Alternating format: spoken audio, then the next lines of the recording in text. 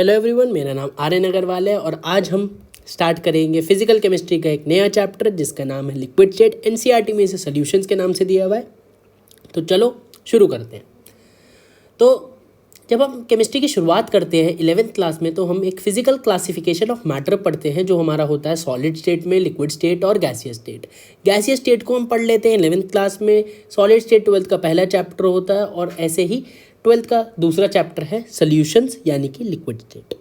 ठीक है, तो जैसे कि गैसियस स्टेट में हम कुछ पर्टिकुलर टाइप की gas, real gas, ideal gas वगैरह पढ़ते हैं, सॉलिड स्टेट में नॉन सॉलिड्स पढ़ते हैं, इसी तरीके से हम लिक्विड स्टेट में लिक्विड्स की स्टडी करेंगे। अब वो लिक्विड्स बहुत सारे प्रकार के हो सकते हैं, वो प्योर लिक्विड्स हो सकते हैं, वो मिक्सचर हो सकते हैं, तो उनकी स्टडी करेंगे। साथ ही साथ जैसे कि गैसियस स्टेट में हम उनकी एक पर्टिकुलर प्रॉपर्टी जैसे कि इफ्यूज़न, डिफ्यूज़न की स्टडी करते थे, यहाँ पे लिक्विड्स की प्रॉपर्टी की स्टडी करेंगे और एक बहुत ही पर्टिकुलर प्रॉपर्टी जिसको हमें एक्सटेंसिवली पढ़ना है उसका नाम है वेपर प्रेशर। और हम ये भी स्टडी करेंगे कि वो वेपर प्रेशर जो प्रॉपर्टी है वो किन किन फैक्टर्स पे डिपेंड करती है। और लास्ट में हम एक और सेगमेंट पढ़ेंगे इस चैप्टर का जो कि है कॉलिगेटिव प्रॉपर्टीज़। ठीक है, तो सबसे पहले तो ये बात ही लिख लो कि the study of various liquids, इस चैप्टर में हम क्या पढ़ने वाले हैं, the study of various liquids. Pure भी हो सकते हैं, मिक्सचर भी हो सकते हैं। जैसे कि अगर मैं एक पानी ले लूँ एक बर्तन में तो हमारा क्या हो जाएगा, प्योर लिक्विड हो जाएगा। और उसी बर्तन में मैं पानी डाल दूँ और उसके अंदर नमक घोल दूँ तो हमारा क्या बन जाएगा, सॉल्ट सॉल्यूशन बन जाएगा, यानी कि बेसिकली एक मिक्सचर बन जाएगा। और साथ ही साथ स्टडी ऑफ वेरियस लिक्विड्स करेंगे, प्योर हो गए, मिक्सचर हो सकते हैं। ठीक है, और उनकी क्या एक पर्टिकुलर प्रॉपर्टी वेपर प्रेशर की स्टडी करेंगे। साथ ही साथ फैक्टर्स अफेक्टिंग वेपर प्रेशर की भी स्टडी करेंगे, यानी कि वेपर प्रेशर और फैक्टर्स अफेक्टिंग वेपर प्रेशर पहला सेगमेंट है चैप्टर का। और लास्ट में यानी कि दूसरे सेगमेंट में हम कॉलिगेटिव प्रॉपर्टीज़ पढ़ेंगे। ठीक है भाई, हमें समझ में आ गई ये बात। अब वेपर प्रेशर से हम शुरुआत करेंगे। तो वेपर प्रेशर हम किस किस में देखेंगे, देखो प्योर लिक्विड में देखेंगे और मिक्सचर में देखेंगे। अब मिक्सचर दो तरीके से हो सकते हैं, एक होमोजीनस हो सकता है, एक हेट्रोजीनस हो सकता है। होमोजीनस मिक्सचर कहने का मतलब ही है कि सोल्यूशन की बात करें, क्योंकि सोल्यूशन जिसमें दो कंपोनेंट होते हैं, एक सोल्यूट एक सॉल्वेंट, जब हम उनको मिलाएंगे तो सोल्यूशन बनता है। Solution is by default homogeneous mixture only. तो होमोजीनस मिक्सचर यानी कि हम सोल्यूशन में वेपर प्रेशर देखेंगे। अब सोल्यूशन फिर फर्दर दो टाइप का हो सकता है, एक आइडियल सोल्यूशन, एक नॉन आइडियल सोल्यूशन। जब मोल कंसेप्ट में कंसंट्रेशन टर्म पढ़ते हैं तो वहाँ पे एक टॉपिक आता है मिक्सिंग ऑफ सोल्यूशन। उसमें हम बात करते हैं आइडियल मिक्सिंग और नॉन आइडियल मिक्सिंग के बारे में। तो आइडियल मिक्सिंग अगर होगी तो आइडियल सोल्यूशन बनेगा और नॉन आइडियल मिक्सिंग होगी तो नॉन आइडियल सोल्यूशन बनेगा। वहाँ पे तो एक बहुत ही एलिमेंट्री लेवल पे आइडिया लेते हैं, यहाँ पे एकदम डिटेल करेंगे इस चीज़ को। तो वेपर प्रेशर सबसे पहले प्योर लिक्विड में देखेंगे, देन आइडियल सोल्यूशन में देखेंगे, देन नॉन आइडियल सोल्यूशन में देखेंगे एंड फाइनली हेट्रोजीनस मिक्सचर में देखेंगे। ठीक है, तो इस चीज़ को नोट करो, आगे बढ़ते हैं।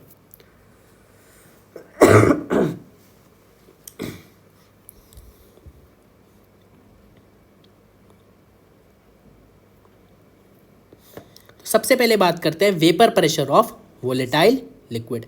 ऑब्वियसली ये प्योर वोलेटाइल लिक्विड के वेपर प्रेशर की बात कर रहे हैं और इसको हम डिनोट करते हैं भाई शानदार पी नॉट से। बहुत बढ़िया, बहुत सुंदर। ठीक है, तो सबसे पहले डेफिनेशन लिख लो। At a constant temperature, the pressure exerted by, ठीक है लिख लो, पहले समझाऊंगा फिर। The pressure exerted by vapors bracket में gas of a substance on its liquid surface when there is a dynamic equilibrium between liquid and gaseous state is known as vapor pressure of that liquid at that temperature। ठीक, definition लिख ली भाई। अब हम समझते हैं, definition भाई boards में आ सकती है। ठीक है, कोई दिक्कत नहीं। तो पहली बात तो हमें वेपर प्रेशर वोलेटाइल लिक्विड का तो हम पढ़ेंगे भैया, लेकिन पहले हमें बताओ कि वोलेटाइल लिक्विड क्या होता है। ठीक है, चलो भाई वोलेटाइल लिक्विड तो अच्छा, पहले मुझे ये बताओ कि लिक्विड अपनी गैस में कन्वर्ट हो सकता है, कब होता है? हाँ ठीक है, बॉइलिंग पॉइंट पे कन्वर्ट हो सकता है, लेकिन ये बात समझो ध्यान से कि कोई भी लिक्विड उसके फ्रीजिंग पॉइंट से लेकर बॉइलिंग पॉइंट तक वोलेटाइल होता है। मतलब वो अपनी वेपर में कन्वर्ट कब हो सकता है, फ्रीजिंग पॉइंट से लेके बॉइलिंग पॉइंट के बीच किसी भी टेम्परेचर पे वो वेपर में कन्वर्ट हो सकता है। यही मतलब है वोलेटाइल लिक्विड का, ठीक है। और वो वोलेटाइल इसी रेंज में होता है, यानी कि ऐसा नहीं, अगर तुम फ्रीजिंग पॉइंट से पहले देख लोगे तो वो तो लिक्विड ही नहीं बचेगा, सॉलिड स्टेट में चले जाएगा। और बॉइलिंग पॉइंट से आगे वाले टेम्परेचर पे देखोगे तो वो गैस ही बन जाएगा। तो कोई भी लिक्विड अगर वोलेटाइल है तो यानी कि वो फ्रीजिंग पॉइंट से बॉइलिंग पॉइंट के बीच अपने वेपर्स में कन्वर्ट हो सकता है, ठीक है। अच्छा, इसका एग्जाम्पल ले तो जैसे कि हम सपोज एक कटोरी में पानी ले लेते हैं, ठीक है। एक कटोरी में पानी ले लेते हैं तो कुछ समय बाद क्या होगा, कुछ दिनों बाद आप देखोगे कि पानी गायब हो जाएगा, ठीक है। कटोरी में पानी ले लो, रख दो किसी कमरे में, कुछ दिनों बाद देखोगे तो पानी गायब हो जाएगा। मतलब क्या हुआ, धीरे धीरे वो अपनी वेपर में कन्वर्ट हुआ रूम टेम्परेचर पे ही, यानी कि फ्रीजिंग पॉइंट से बॉइलिंग पॉइंट 0 डिग्री सेंटीग्रेड से 100 डिग्री सेंटीग्रेड के बीच का टेम्परेचर था रूम टेम्परेचर, और उसमें धीरे धीरे पानी अपने लिक्विड से वेपर में कन्वर्ट हो गया। इसका मतलब पानी वोलेटाइल लिक्विड था, ठीक। बात अपने को समझ में आई। ये ड्यूरेशन अलग अलग हो सकता है कि कोई लिक्विड कुछ मिनट बाद ऐसा हो जाए, गायब हो जाए, या कुछ घंटों बाद हो जाए, या कुछ दिनों बाद भी हो सकता है, ठीक। ये तो लिक्विड की प्रॉपर्टी पे भी डिपेंड करता है, और लिक्विड कितना क्वांटिटी में भी लिया उस पर भी डिपेंड करता है। अच्छा, अब इसी चीज़ को करें कि एक कटोरी में पानी लें और उसको ऊपर हम प्लेट लगा दें, ठीक है। इसी लिक्विड में हमने क्या करा, कटोरी में पानी लिया और ऊपर हमने प्लेट से कवर कर दिया, ठीक है। तो क्या इवेपोरेशन अब भी होगा, ऑब्वियसली इवेपोरेशन तो अब भी होगा,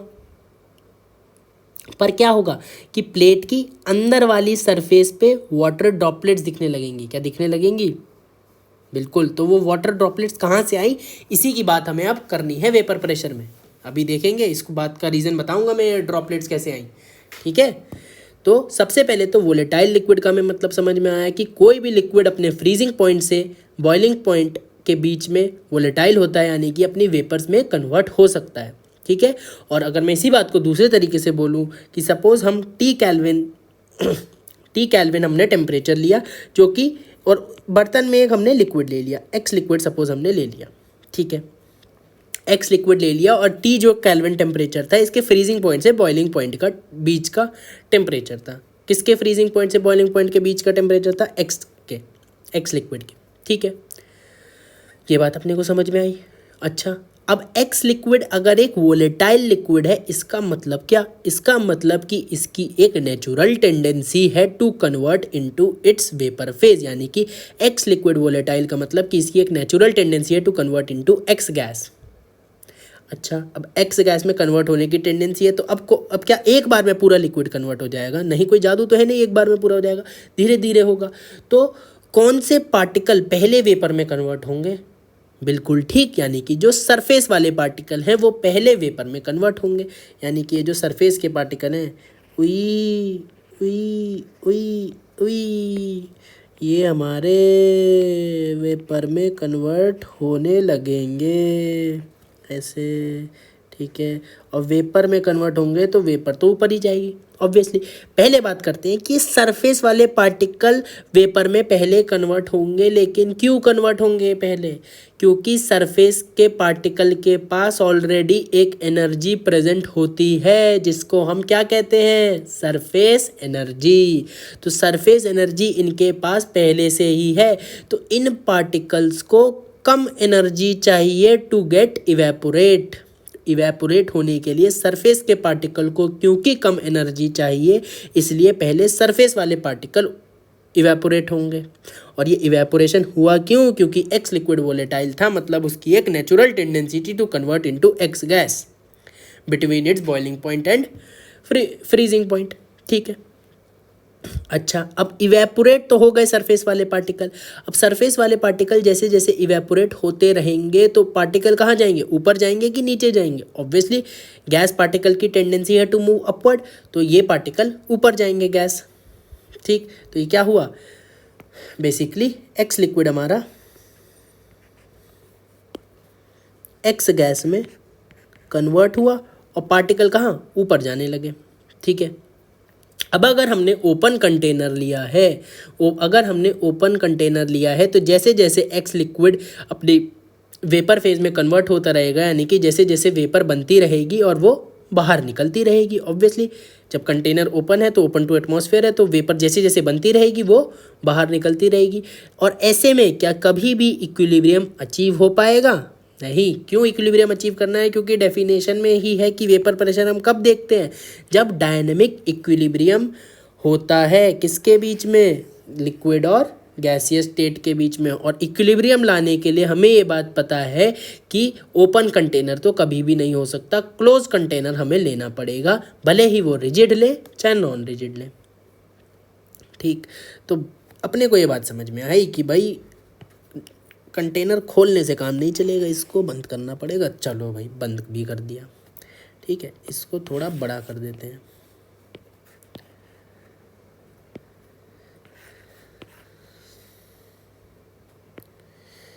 इसको थोड़ा सा अच्छे से बना लेते हैं।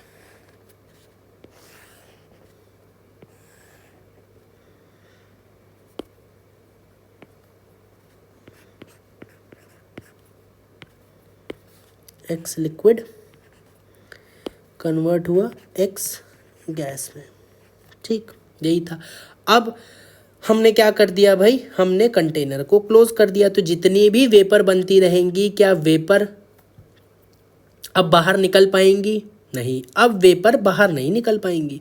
तो अब वेपर अगर बाहर नहीं निकल पाएंगी तो क्या होगा? ठीक है, वेपर क्या ऊपर जाएंगी और ऊपर जाके उसे क्या मिलेगी? ये कंटेनर की हमारी क्या एक तरीके से अपर बाउंड्री मिलेगी। ठीक है, तो वेपर उड़ती ऊपर जाती रहेंगी और कहाँ? यहाँ पे सेटल होती जाएंगी। वेपर यहाँ पे सेटल होती जाएंगी। सेटल होंगी तो क्या होगा? उनके बीच का इंटरमोलिकुलर डिस्टेंस कम होता जाएगा। इंटरमोलिकुलर डिस्टेंस कम होता जाएगा, यानी कि वो वापस लिक्विड में कन्वर्ट हो जाएंगी। जैसे कि वेपर बनती रही तो वेपर यहाँ पे सेटल होती गई, सेटल होती गई, सेटल होती गई, सेटल होती गई, सेटल होती गई, और सेटल होती जाएंगी तो उनके बीच का इंटरमोलिकुलर डिस्टेंस कम होता जाएगा। और वो इंटरमोलिकुलर डिस्टेंस कम हो गया तो वो वापस लिक्विड में बदल गई, कंडेंस हो गई वेपर।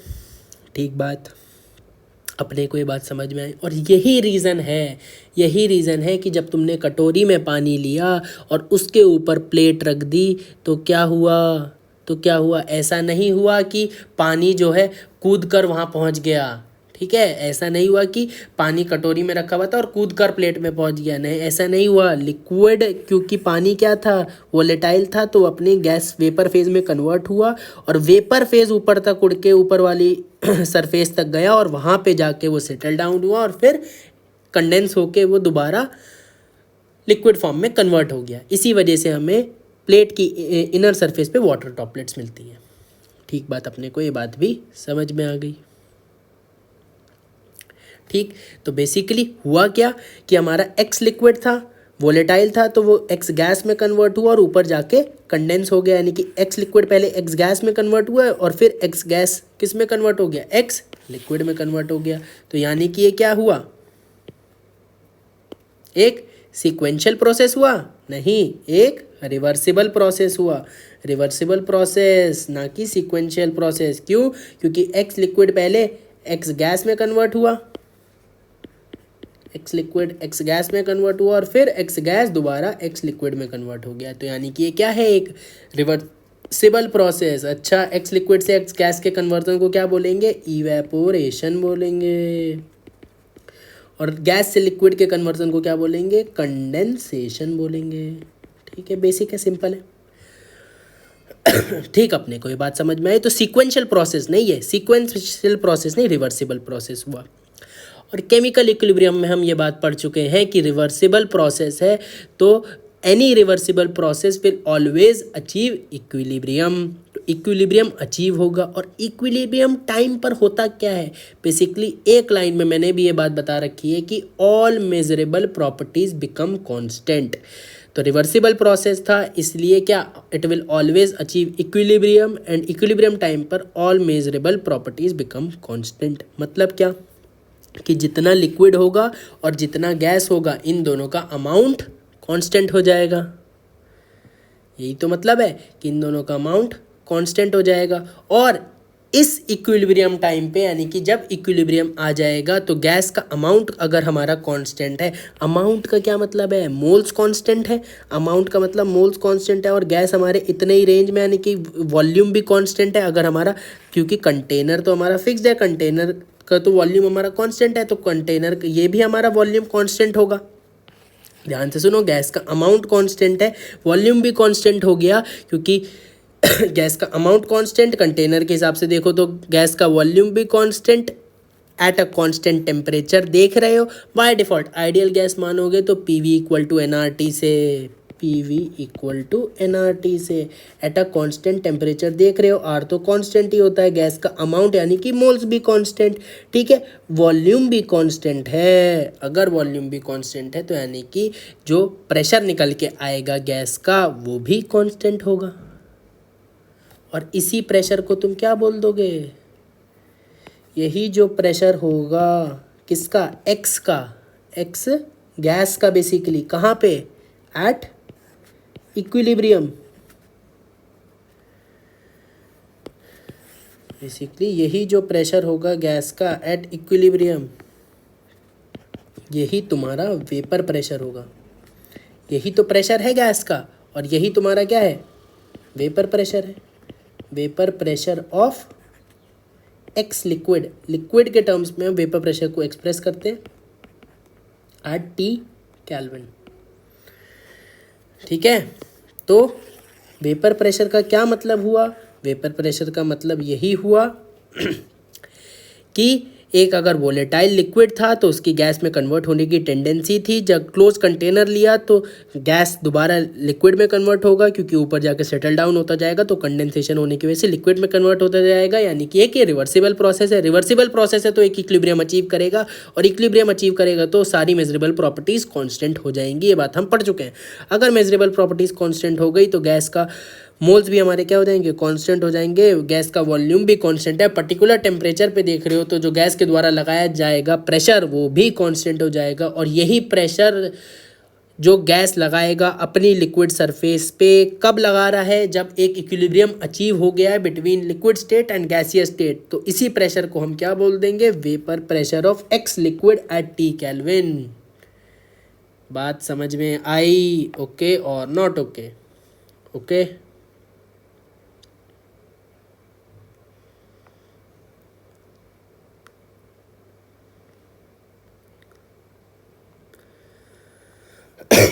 तो कोई भी लिक्विड उसके फ्रीजिंग पॉइंट से लेकर बॉइलिंग पॉइंट तक वोलेटाइल होता है, मतलब अपनी वेपर्स में कन्वर्ट हो सकता है। तो इसका क्या मतलब, तो आपने अगर इस बीच के टेम्परेचर पे लिक्विड लिया, यानी कि फ्रीजिंग पॉइंट से बॉइलिंग पॉइंट के बीच के टेम्परेचर पे लिक्विड लिया, तो ऑटोमेटिकली अपनी वेपर्स में कन्वर्ट होने लगेगा, और अगर क्लोज्ड वेसल है तो वो वेपर्स भी ऊपर सेटल डाउन होके दोबारा लिक्विड में कन्वर्ट होने लगेंगी।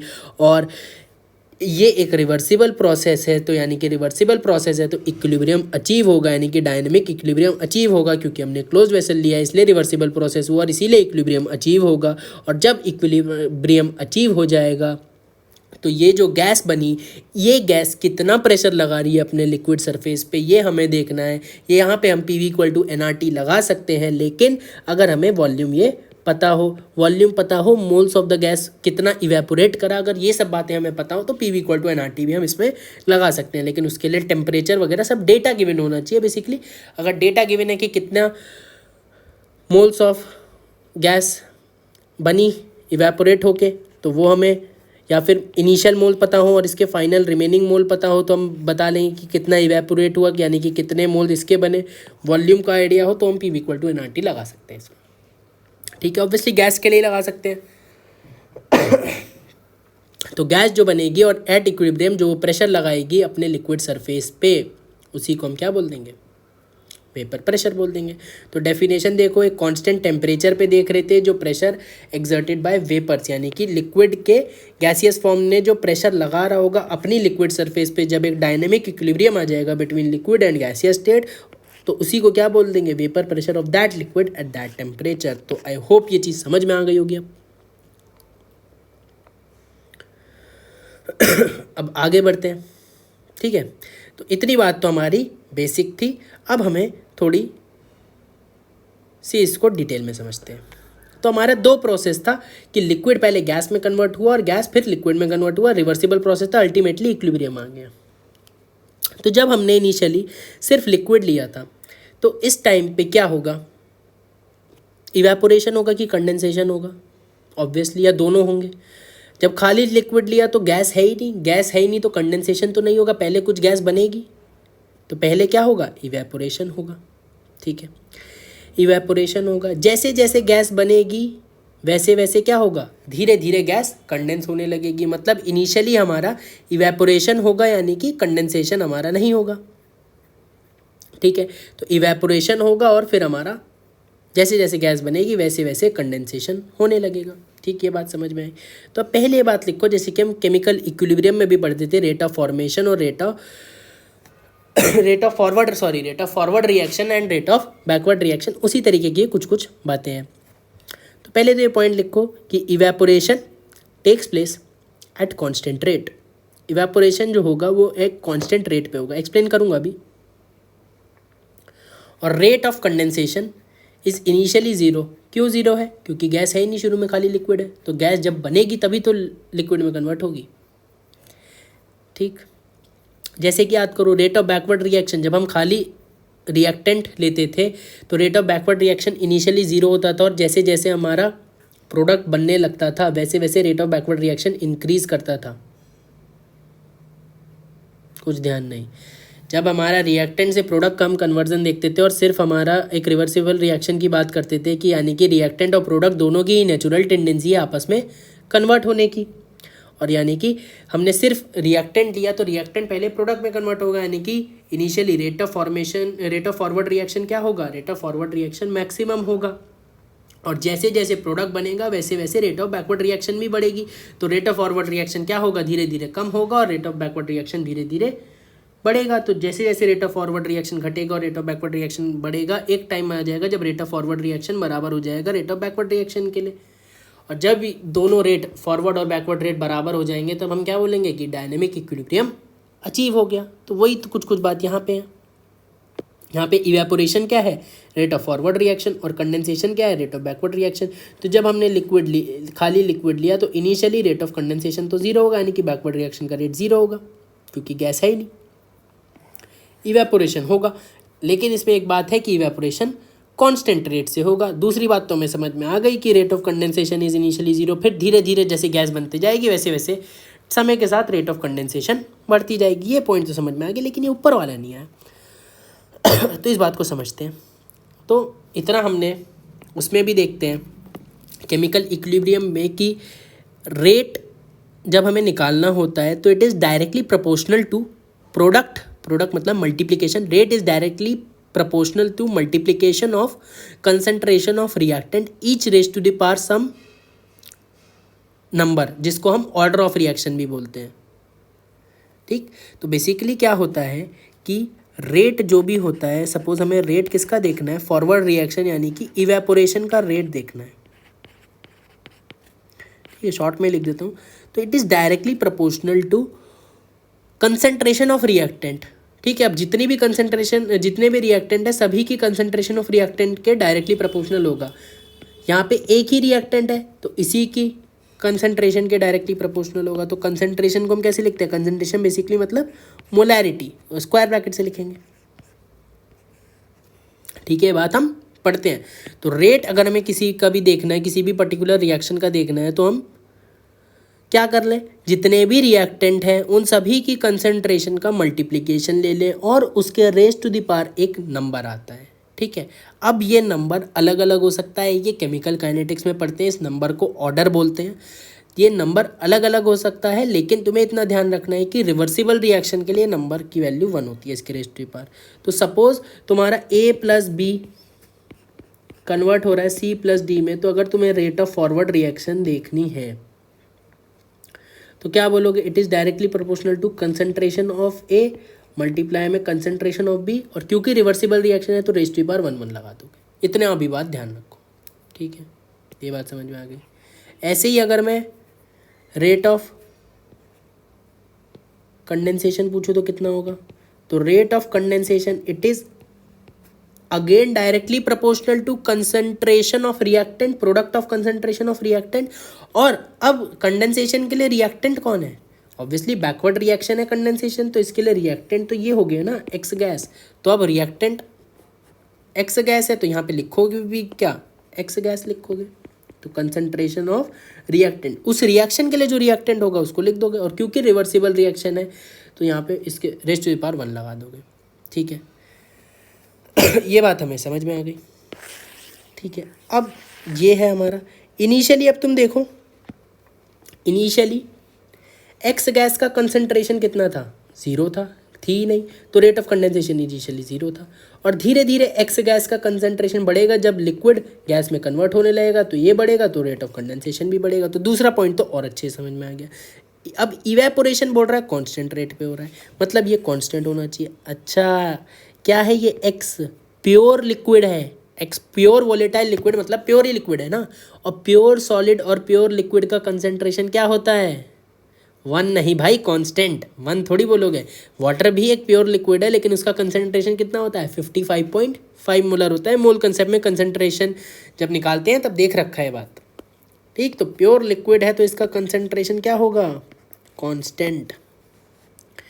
तो अगर प्योर लिक्विड है और इसका कंसंट्रेशन कांस्टेंट है तो रेज टू द पावर ये भी एक कांस्टेंट वैल्यू ही है 1, तो रेट ऑफ इवेपोरेशन क्या हो जाएगा, कांस्टेंट आ जाएगा। इसीलिए बोल रहा है कि evaporation takes place at a constant rate. और रेट ऑफ कंडेंसेशन इनिशियली 0 होगा क्योंकि कंसंट्रेशन ऑफ एक्स गैस 0 होगा, टी इक्वल टू 0 पे। और जैसे जैसे एक्स गैस का कंसंट्रेशन बढ़ता रहेगा वैसे वैसे रेट ऑफ कंडेंसेशन भी समय के साथ बढ़ता रहेगा। तो ये बात समझो कि इवेपोरेशन एक कांस्टेंट रेट पे हो रहा है, रेट ऑफ कंडेंसेशन धीरे धीरे 0 है, धीरे धीरे बढ़ेगा। ठीक है, और समय के साथ इवेपोरेशन तो कांस्टेंट रेट से हो रहा है लेकिन रेट ऑफ कंडेंसेशन समय के साथ बढ़ रहा है। तो रेट ऑफ कंडेंसेशन बढ़ता जाएगा बढ़ता जाएगा बढ़ता जाएगा, इवेपोरेशन कांस्टेंट रेट से हो रहा है। तो एक टाइम ऐसा आएगा जब rate of evaporation rate of condensation के बराबर हो जाएगा, यानी कि फॉरवर्ड रिएक्शन का रेट बैकवर्ड रिएक्शन के रेट के बराबर हो जाएगा। मतलब एक डायनेमिक इक्विलिब्रियम अचीव हो जाएगा between forward reaction and backward reaction. और फॉरवर्ड रिएक्शन क्या है, इवेपोरेशन, एंड बैकवर्ड रिएक्शन क्या है, कंडेंसेशन। और ये डायनेमिक इक्विलिब्रियम कब तक अचीव्ड रहेगा, जब तक कोई फर्दर चेंज ना करा जाए, जब तक कोई फर्दर चेंज ना करा जाए। ठीक, ये बात समझ में आ गई। अच्छा, कंसंट्रेशन एक्स गैस होगा क्या, बेसिकली अगर इसमें भी कंफ्यूजन है तो समझ लो, यानी कि क्या होगा, moles of gas, moles of gas obviously x gas upon volume of container, क्योंकि वॉल्यूम ऑफ गैस क्या होता है, वॉल्यूम ऑफ कंटेनर होता है। तो बेसिकली इनिशियली मोल्स क्या थे, 0 थे, और समय के साथ साथ बढ़ते जाएंगे गैस के, तो इसीलिए कंसंट्रेशन भी बढ़ती जाएगी। ठीक है, और डायनेमिक इक्विलिब्रियम कब तक अचीव रहेगा, not for whole life but जब तक कोई फर्दर चेंज ना करा जाए। इक्विलिब्रियम डिस्टर्ब करके हमने देख रखा है, केमिकल इक्विलिब्रियम में पढ़ चुके हैं सब चीज़ें। ठीक, ये बात समझ में आ गई, नोट करो इसे फटाफट।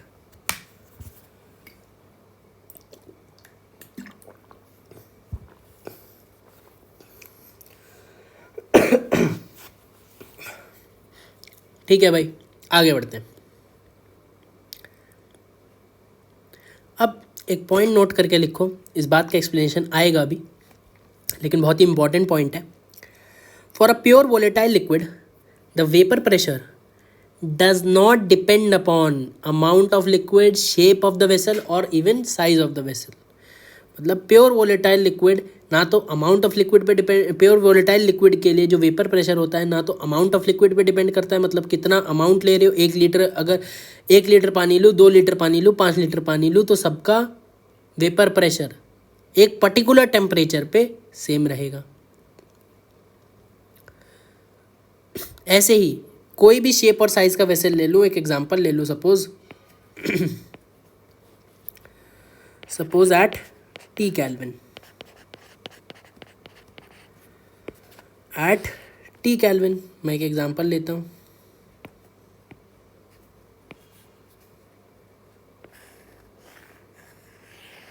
ठीक है, एक वेसल मैंने ये लिया, ठीक है, एक वेसल चलो अतरंगी सा ले लेते हैं, एक वेसल ये लिया और एक वेसल सपोज ये लिया। ठीक है, 3 तरीके के मैंने वेसल ले लिए। अब इसमें मुझे लिक्विड भरना है। ठीक है भाई, लिक्विड भरते हैं। तो सपोज इसमें मैंने 2 लीटर एक्स लिक्विड डाल दिया, इसमें 4 लीटर एक्स लिक्विड ले लिया और इसमें 10 लीटर ले लिया।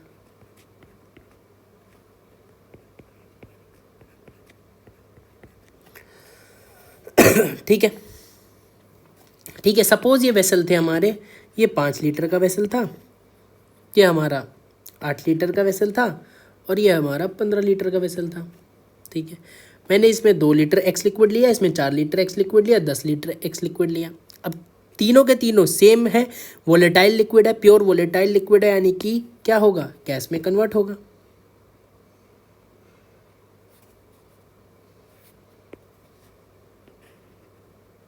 यानी कि क्या, गैस में कन्वर्ट होंगे और एक रिवर्सिबल प्रोसेस एस्टैब्लिश होगा, यानी कि अल्टीमेटली एक डायनेमिक इक्विलिब्रियम आएगा एक्स लिक्विड और एक एक्स गैस के बीच में।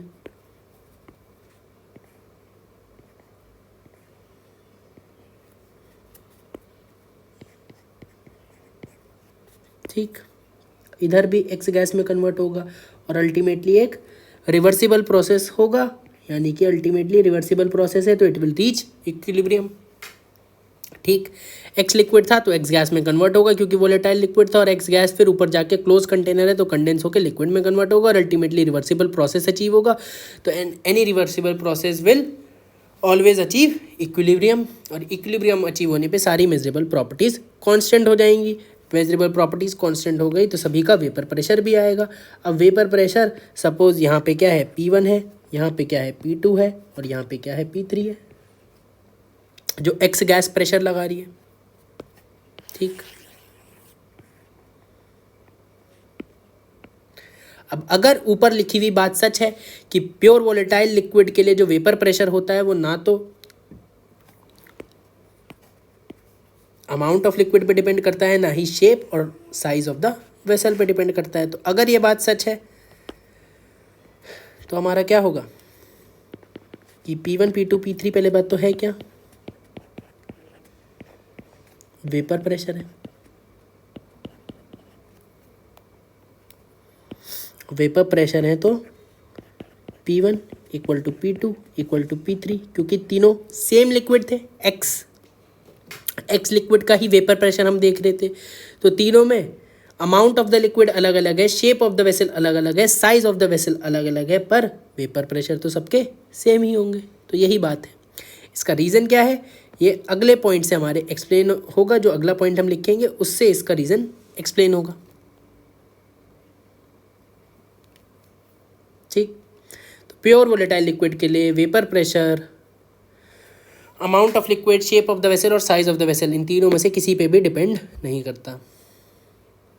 अब एक बहुत ही इंपॉर्टेंट नोट करके बात लिखो, ठीक है, और इस पर स्टार भी लटका लो।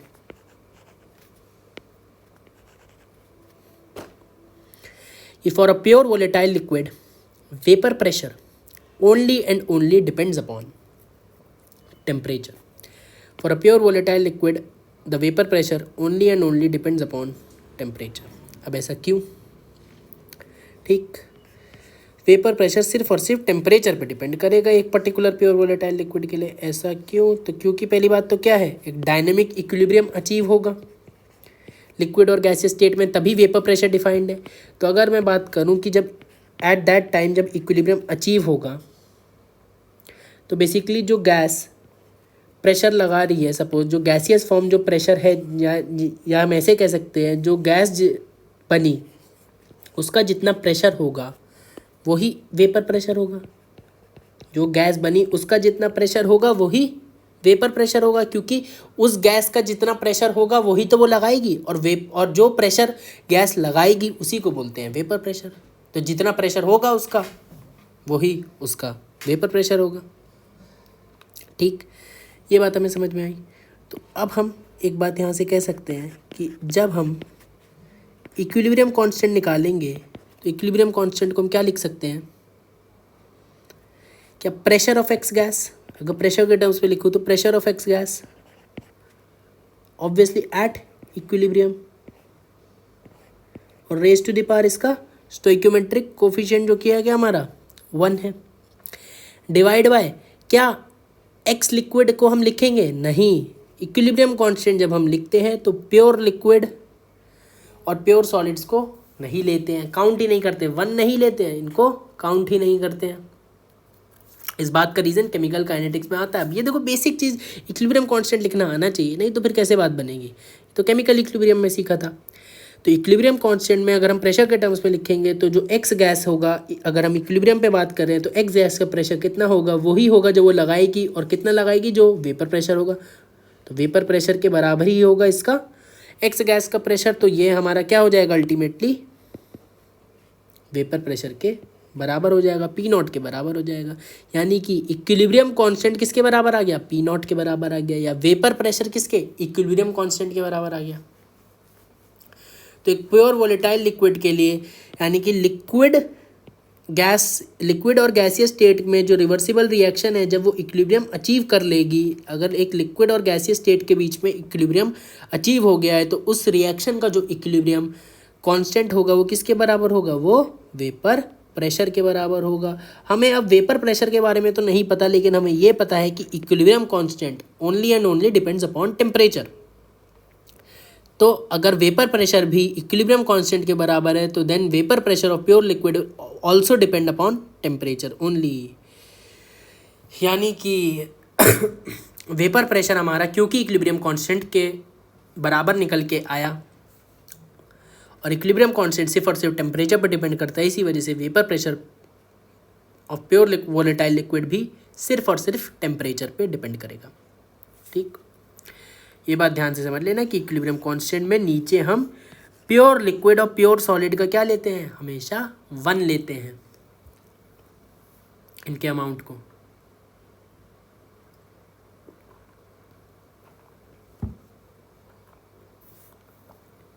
ठीक है, प्योर लिक्विड और प्योर सॉलिड को कितना लेते हैं, 1 लेते हैं। ये तो तुम लोगों को जनरली एक तरीके से बताने के लिए बता दिया जाता है, लेकिन असल में क्या होता है कि मैं जब पढ़ाता हूँ तो मैं यही बताता हूँ कि प्योर लिक्विड और प्योर सॉलिड को इक्विलिब्रियम कांस्टेंट में लिखते ही नहीं हो। अब लिखते ही नहीं हो तो नीचे क्या, चाहे लिखो चाहे ना लिखो, या 1 लिख दो। तो कुछ नहीं लिखते तो 1 लिख देते हैं। तो बात कहने के लिए ठीक है, इस केस में कोई दिक्कत नहीं है, लेकिन जब तुम केमिकल काइनेटिक्स पढ़ोगे तो तुम्हें बात समझ में आएगी कि इस चीज़ को हम क्यों कंसिडर ही नहीं करते। सही बात तो यही है कि प्योर लिक्विड और प्योर सॉलिड को तुम इक्विलिब्रियम कांस्टेंट में कंसिडर ही नहीं करते हो, ना कि 1 लेते हो। 1 तो ये है कि जब कुछ नहीं है तो 1 है, जिसका कुछ नहीं उसका 1 है, इस तरीके वाली बात हो गई। लेकिन सच मायने में तो यही बात है कि प्योर लिक्विड और प्योर सॉलिड को इक्विलिब्रियम कांस्टेंट में लिखते ही नहीं हो। ये चीज़ तुम्हें इक्विलिब्रियम कांस्टेंट लिखना आना चाहिए। तो नोट करके तुम्हें ये बात समझ में आई। आगे बढ़ते हैं। ठीक है, इसी बात को थोड़ा अच्छे समझते हैं कि सपोज हमारा एक प्योर वोलेटाइल लिक्विड लिया हमने, कोई भी लिया, सपोज एक्स लिक्विड ही लिया, तो at T equal to T1 हमारा इक्विलिब्रियम कांस्टेंट की कुछ वैल्यू होगी, वही लिक्विड गैस जो ऊपर इक्विलिब्रियम देखा, सपोज K1, और इसी पे वेपर प्रेशर की भी कुछ वैल्यू होगी, यानी कि पी नॉट भी इसकी कुछ वैल्यू होगी, सपोज P1, और हमारा इक्विलिब्रियम कांस्टेंट किसके बराबर होगा, वेपर प्रेशर के बराबर होगा, यानी कि K1 इक्वल टू P1 होगा। ऐसे ही एक और टेम्परेचर पे हमने उसी प्योर वोलेटाइल लिक्विड की स्टडी करी, तो इक्विलिब्रियम कांस्टेंट की अब कुछ अलग वैल्यू होगी, क्योंकि टेम्परेचर बदलने से इक्विलिब्रियम कांस्टेंट बदल जाएगा और वेपर प्रेशर भी बदल जाएगा, तो इसकी भी कुछ वैल्यू होगी, सपोज P2। लेकिन वेपर प्रेशर इक्विलिब्रियम कांस्टेंट के तो बराबर हो गई, तो K2 इक्वल टू P2 होगा। एक बात हम पढ़ते हैं, केमिकल इक्विलिब्रियम में भी हमने ये बात देखी थी, वहाँ नोट करके लिखी थी। फिर इसका जो प्रूफ होता है इस इक्वेशन का, इसको देखते हैं थर्मोडायनेमिक्स में और केमिकल काइनेटिक्स में। थर्मोडायनेमिक्स में दिखाया था मैंने कि कैसे करते हैं इसका प्रूफ, इवन केमिकल काइनेटिक्स में देखा था। ln K2 upon K1 equal to delta H0 upon R, ठीक है, 1 upon T1 minus 1 upon T2। ठीक है, ये बात पता होनी चाहिए कि ln K2 upon K1 equal to delta H naught upon R 1/T1 minus 1/T2। ठीक है, इसी को अगर हम यहाँ पे लगाएं तो K2 की वैल्यू कितनी है, अगर हम इसको चलो सपोज कोई दूसरे कलर से लिखते हैं, इसी को यहाँ पे लगाएं तो K2 किसके बराबर है, P2 के बराबर है, यानी कि वेपर प्रेशर के बराबर है, और K1 किसके बराबर है, P1 के बराबर है। डेल्टा H क्या की जगह क्या आ जाएगा, डेल्टा H वेपराइजेशन आ जाएगा,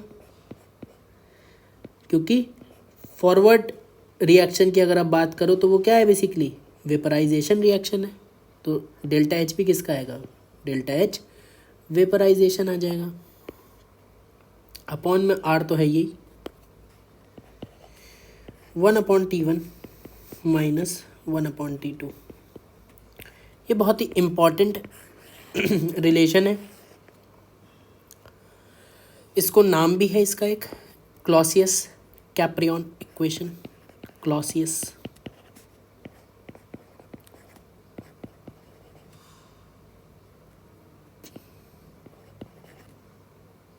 कैप्रियन इक्वेशन, वहाँ पे बोलते थे वांट ऑफ इक्वेशन, यहाँ पे बोलते थे क्लॉसियस कैप्रियन इक्वेशन। तो बेसिकली इस इक्वेशन से अपने को क्या पता लग जाएगा कि वेपर प्रेशर टेम्परेचर के साथ कैसे वेरी कर रहा है। हमें बात समझ में आ जाएगी कि अच्छा, अगर T1 टेम्परेचर पे वेपर प्रेशर इतना था तो T2 टेम्परेचर पे वेपर प्रेशर उसी लिक्विड का कितना होगा। अगर हमें डेल्टा एच वेपराइजेशन पता है तो हम ये सिंपल कैलकुलेट कर लेंगे क्लॉसियस कैप्रियन इक्वेशन से। ठीक, तो ये इक्वेशन भी अपने को ध्यान होनी चाहिए, बिल्कुल ठीक। इसका डेरिवेशन भले ही ध्यान ना हो, लेकिन हमें इक्वेशन तो ज़रूर पता होनी चाहिए। वहाँ पे वांट ऑफ इक्वेशन थी, यहाँ पे क्लॉसियस कैप्रियन इक्वेशन है, महंगा नाम है, कोई नहीं। अब हमें पता है कि कोई भी लिक्विड को अगर तुम्हें गैस में कन्वर्ट करना है तो इसके लिए हमें कुछ एनर्जी देनी पड़ेगी, यानी कि डेल्टा एच जो होगी ग्रेटर देन 0 होगी। और इसी डेल्टा एच को तुम क्या बोल दोगे, डेल्टा एच वेपराइजेशन बोल दोगे, क्योंकि लिक्विड से गैस के कन्वर्जन को तुम बेसिकली इवेपोरेशन हो रहा है, या फिर तुम वेपराइजेशन भी बोल सकते हो उसे। तो जितनी एंथैल्पी लगेगी वो कुछ हमें एनर्जी देनी पड़ेगी लिक्विड को, तभी वो गैस में कन्वर्ट होगा। तो यानी कि डेल्टा एच वेपराइजेशन जो होगा वो हमेशा ग्रेटर देन 0 होगा फॉर एनी लिक्विड। क्यों, क्योंकि वेपर बनाने के लिए लिक्विड से आपको कुछ हीट रिक्वायर्ड है। तो इतनी बात अपने को समझ में आई कि since delta H vaporisation is greater than 0 for any liquid, ये बात तो ठीक है। तो अगर हम टेम्परेचर बढ़ाएंगे तो इफ़ टेम्परेचर इंक्रीजेज, यानी कि अगर ऊपर वाली इक्वेशन की बात करूँ तो T2 सपोज T1 से ग्रेटर है,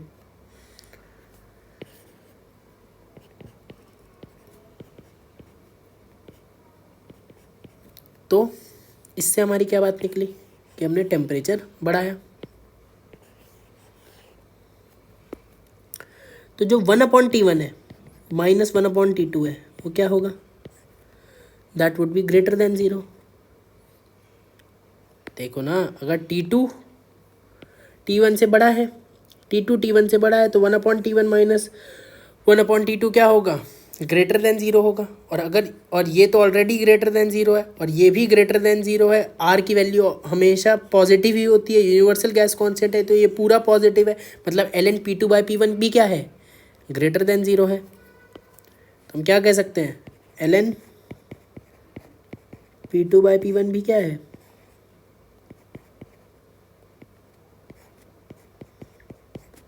ग्रेटर देन 0 है। और ln P2/P1 भी ग्रेटर देन 0 है, तो यहाँ से हम क्या बोल सकते हैं कि P2 जो है P1 से बड़ा है।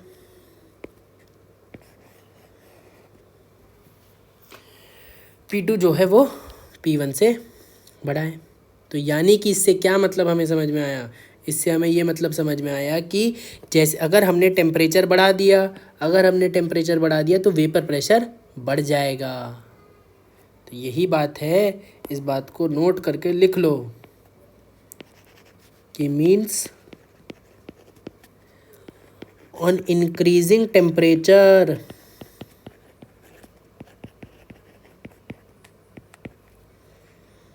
ठीक है, शॉर्ट में ही लिख रहा हूँ, vapour pressure of pure volatile liquid, ठीक है, लिखने की ज़रूरत नहीं होनी चाहिए बार बार, वेपर प्रेशर ऑफ लिक्विड भी लिखो तो प्योर वोलेटाइल लिक्विड ही है उसका मतलब, इंक्रीजेज एंड वाइसे वर्सा।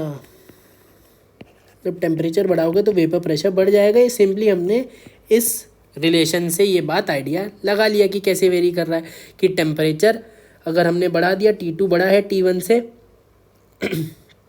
तो 1/T2 क्या है, छोटा है 1/T1 से, तो 1/T1 माइनस 1/T2 की वैल्यू क्या है, पॉजिटिव है। डेल्टा एच वेपराइजेशन हमेशा पॉजिटिव ही होगा फॉर एनी लिक्विड, आर भी पॉजिटिव ही होगा। तो ln P2/P1 ग्रेटर देन 0 हो गया, तो यहाँ से P2 जो है P1 से बड़ा आ गया, सिंपल। तो जैसे जैसे टेम्परेचर बढ़ाएंगे वैसे वैसे वेपर प्रेशर ऑफ लिक्विड भी बढ़ता रहेगा, और जैसे जैसे टेम्परेचर घटाएंगे वैसे वैसे वेपर प्रेशर भी घट जाएगा। अब गैसीय स्टेट में हमने पढ़ा था PV = nRT, वहाँ पे pressure was directly proportional to temperature, मतलब जिस प्रपोर्शन में हम टेम्परेचर बढ़ा देते थे उसी प्रपोर्शन में प्रेशर बढ़ जाता था, यानी कि टेम्परेचर डबल किया तो प्रेशर भी डबल हो जाता था। लेकिन वो चीज़ हमारी किसके लिए वैलिड थी, आइडियल गैस के लिए, यानी कि शर्मा जी के लिए, लड़के के लिए। हमें क्या देखना है, हमें तो vapour pressure of pure liquid का देखना है कि कैसे टेम्परेचर के साथ वो वेरी करेगा। टेम्परेचर के साथ बढ़ेगा तो ठीक है, लेकिन कितना बढ़ाएंगे तो कितना होगा, ये हमें बात निकालनी है। अगर तो इसको कैसे देखेंगे तो इसके लिए फिर हमें केमिकल इक्विलिब्रियम का सहारा थोड़ा सा लेना पड़ेगा। वहाँ पे हम एक बात पढ़ते हैं, ΔG = ΔG0 + RT ln Q। Delta G at equilibrium क्या हो जाता है, 0 हो जाता है, और एट इक्विलिब्रियम जो Q होता है वो K इक्विलिब्रियम के बराबर हो जाता है। तो वहाँ से निकल के आता है ΔG0 = -RT ln K equilibrium. और एक और हमें रिलेशन पता है कि ΔG0 = ΔH0 - T ΔS0। और हमें पता है कि लिक्विड गैस अगर इक्विलिब्रियम है तो उसमें इक्विलिब्रियम कांस्टेंट जो है वो किसके बराबर आया है, वेपर प्रेशर के बराबर आया, P0 के बराबर। ये बात तो हमें पता ही, अभी देखिए हमने। तो इस चीज़ को अगर हम लिखें तो इसको क्या लिख सकते हैं, मैं सपोज ln P0 लिखूँ तो क्या लिखूँगा, -RT को मैं नीचे डिवाइड करा दूँ तो क्या बन जाएगा, -ΔH। अब ये ΔH कौन सा है, वही अपना ΔH वेपराइजेशन, अपॉन में क्या आ जाएगा, RT आ जाएगा, ठीक है। अब ये माइनस माइनस क्या हो जाएगा, प्लस हो जाएगा, -RT को मैंने बेसिकली नीचे ले गया, ठीक है। तो T कट जाएगा, क्या आ जाएगा, ΔS0 आ जाएगा। ΔS कौन सा है, वेपराइजेशन वाला है फिर से, ठीक है। अपॉन में क्या आएगा, R आएगा, ठीक। अब दोनों तरफ अगर मैं एंटी लॉग ले लूँ तो क्या होगा, P0 होगा इधर e⁻ minus ΔH0 upon R multiply में 1/T। टेम्परेचर के साथ वेरिएशन देख रहे हैं इसलिए इसे अलग से लिख रहा हूँ, और मल्टीप्लाई में e⁻ ΔS0 अपॉन R हो जाएगा।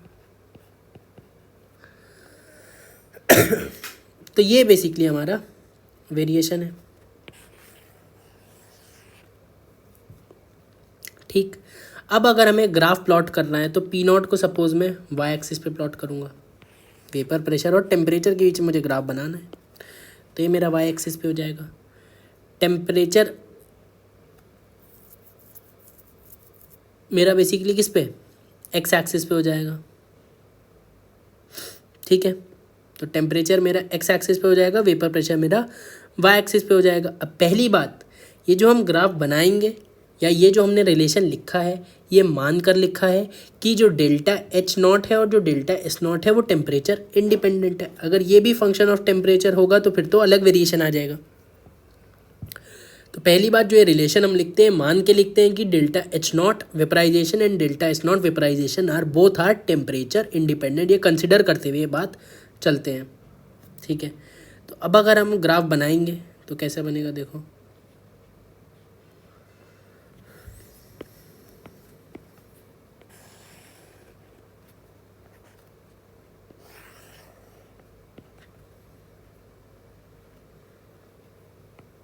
कुछ इस तरीके का ग्राफ बनेगा। ठीक, और क्या होगा, लिक्विड गैस इक्विलिब्रियम होगा इसके अलावा। ठीक, यहाँ पे एक्स एक्सिस पे क्या था हमारा, वेपर प्रेशर था,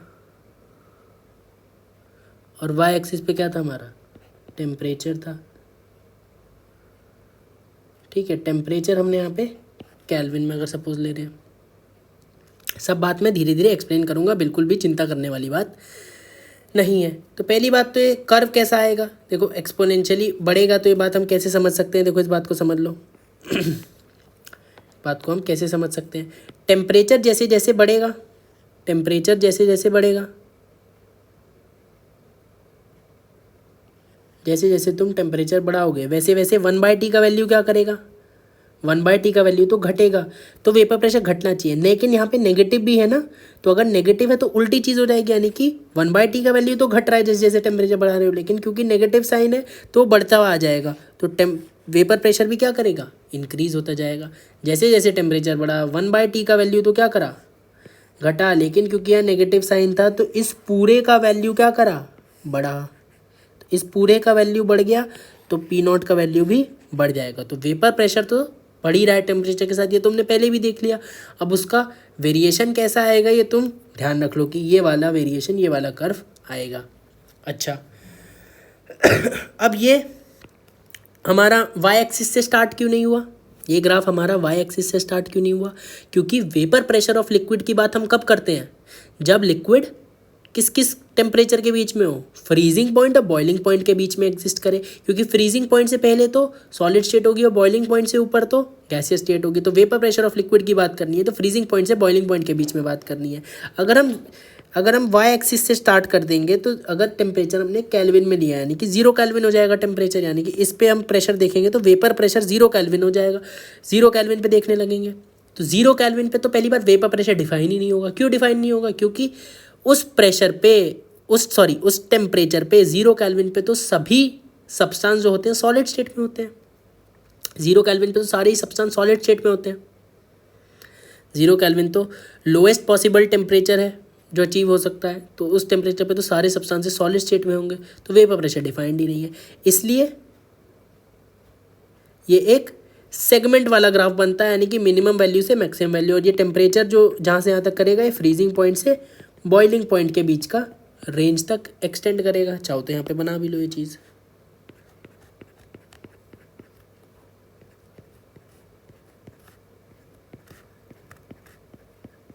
ये जो है फ्रीजिंग पॉइंट होगा और ये जो है बॉइलिंग पॉइंट होगा। ठीक, अब अलग अलग चैप्टर की बात चली, कई लोग तो भाई कंफ्यूज हो रहे हैं कि क्या हो क्या रहा है आज की। मोल कंसेप्ट कंसंट्रेशन टर्म की भी बात करी, कहीं थर्मोडायनेमिक्स की बात करी, कहीं केमिकल काइनेटिक्स की बात करी। ठीक, तो ऐसा ही है, अब चीज़ें सब चीज़ रिलेट होती हैं आगे चल के, तो क्या करें।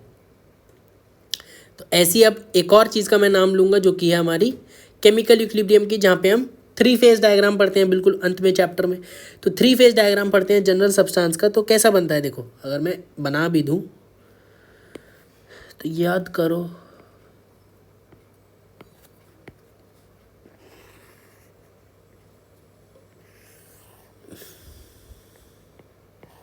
कुछ कुछ ऐसा सा पढ़ते हो 3 फेज डायग्राम। 3 फेज डायग्राम इसमें क्या होता है, सॉलिड और गैस इक्विलिब्रियम में होता है, सॉलिड और गैस इक्विलिब्रियम में होता है। इसमें क्या होता है, सॉलिड और लिक्विड इक्विलिब्रियम में होता है, और यहाँ पे लिक्विड और गैस इक्विलिब्रियम होता है, जो हमने वेपर प्रेशर वाला कर्व बनाया है। तो अल्टीमेटली हमें तो यहाँ पे खाली 3 फेज डायग्राम का एक ही पोर्शन देखना है। बस याद दिला रहा था कि वहाँ पे भी ऐसा कर्व आता है, तो रिलेट कर सकते हो कुछ कुछ। ठीक बात, ठीक, ये बात हमने को समझ में आ गई कि वेपर प्रेशर कैसे टेम्परेचर के साथ इंक्रीज करेगा। एग्जैक्ट हम भी निकाल सकते हैं अगर हमें डेल्टा एच नॉट और डेल्टा एस नॉट पता हो। ठीक है, ब्रैकेट में रिलेशन में लिख भी लो, कंसिडरिंग, ठीक है, delta H not and delta, या फिर ऐसे लिख लो delta H vaporization, delta H not vaporization and delta S not vaporization to B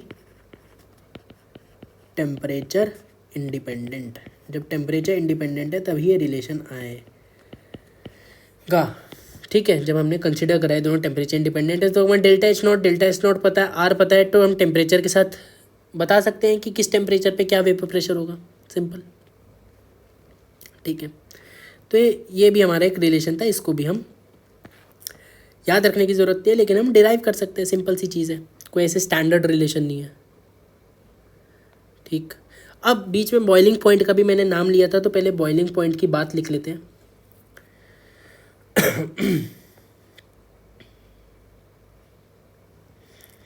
ठीक, तो बॉइलिंग पॉइंट हमारा क्या होता है, the temperature at which vapour pressure of liquid becomes equal to the external pressure is known as boiling point of that liquid. मतलब वो temperature जिस पे लिक्विड का वेपर प्रेशर बराबर हो जाता है एक्सटर्नल प्रेशर के, उसी को बॉइलिंग पॉइंट ऑफ लिक्विड कहते हैं।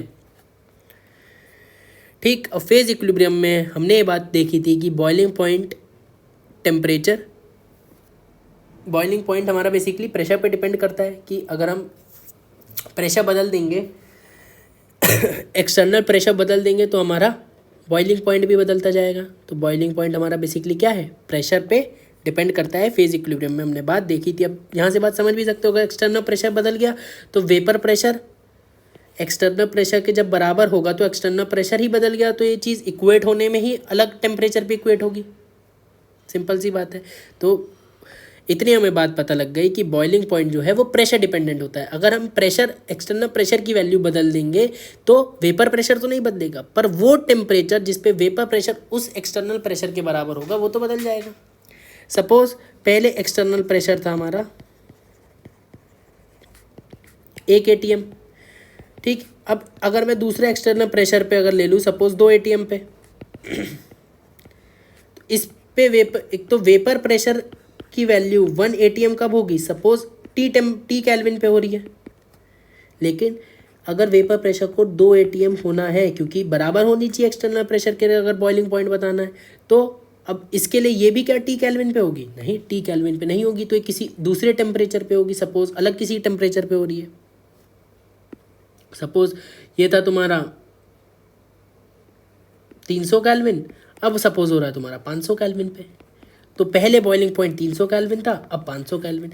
तो वेपर प्रेशर को क्योंकि एक्सटर्नल प्रेशर के बराबर होना है, तो एक्सटर्नल प्रेशर जैसे जैसे बदलते जाओगे तो बॉइलिंग पॉइंट भी बदलता जाएगा, क्योंकि वेपर प्रेशर को बराबर होना है एक्सटर्नल प्रेशर के, और vapour pressure is temperature dependent. तो टेम्परेचर बदलना पड़ेगा तभी वेपर प्रेशर एक्सटर्नल प्रेशर के बराबर हो पाएगा, और वो टेम्परेचर जिस पे वेपर प्रेशर एक्सटर्नल प्रेशर के बराबर हो जाएगा उसी को क्या कहोगे, बॉइलिंग पॉइंट कहोगे।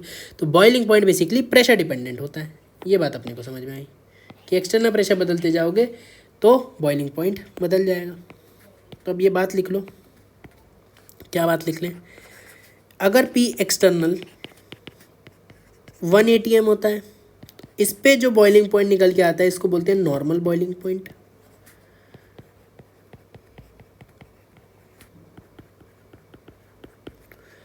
और अगर P एक्सटर्नल एक बार हो तो इस प्रेशर पे जो बॉइलिंग पॉइंट निकल के आता है इसको बोलते हैं स्टैंडर्ड बॉइलिंग पॉइंट।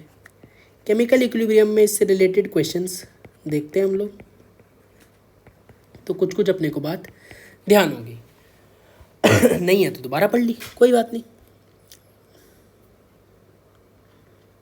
ठीक। तो अगर P एक्सटर्नल 1 atm है तो नॉर्मल बॉइलिंग पॉइंट बोलेंगे, और P एक्सटर्नल एक बार है तो जो बॉइलिंग पॉइंट अब निकल के आएगा उसको स्टैंडर्ड बॉइलिंग पॉइंट बोलेंगे। अच्छा, एट अ सर्टेन टेम्परेचर एक प्योर वोलेटाइल लिक्विड का वेपर प्रेशर तो एक ही होगा, क्योंकि वेपर प्रेशर सिर्फ और सिर्फ टेम्परेचर पर डिपेंड करता है। तो अगर कोई लिक्विड मैंने लिया तो एट अ पर्टिकुलर टेम्परेचर उसका वेपर प्रेशर फिक्स्ड होगा, बिल्कुल। लेकिन एट अ पर्टिकुलर टेम्परेचर अलग अलग वोलेटाइल लिक्विड का वेपर प्रेशर अलग अलग हो सकता है, बिल्कुल हो सकता है। तो अगला पॉइंट ये गया हमारा कि एट अ सर्टेन टेम्परेचर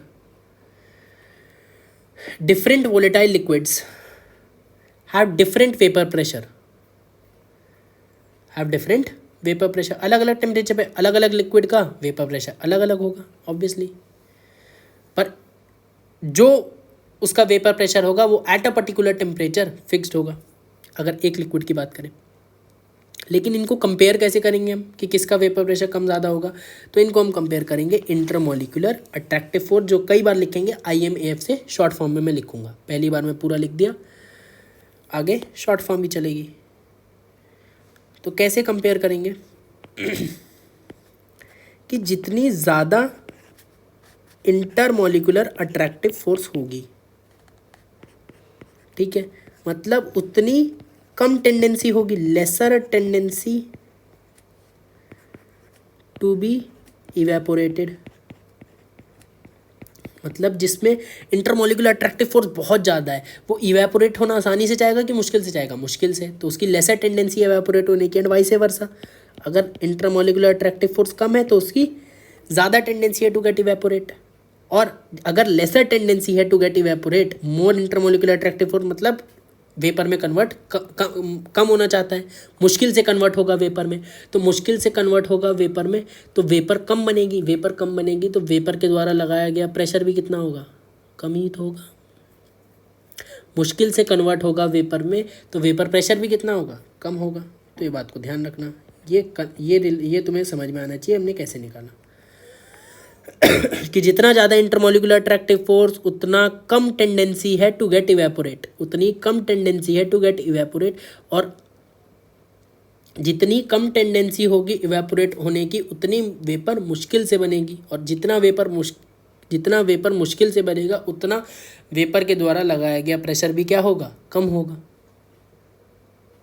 बात समझ में आई? इंटरमोलिकुलर अट्रैक्टिव फोर्स कम तो ज़्यादा इवेपोरेट होने की टेंडेंसी, ज़्यादा इवेपोरेट होने की टेंडेंसी मतलब वेपर आसानी से बनेंगी, यानी कि गैस में आसानी से कन्वर्ट होगा, तो यानी कि वेपर प्रेशर भी ज़्यादा होगा।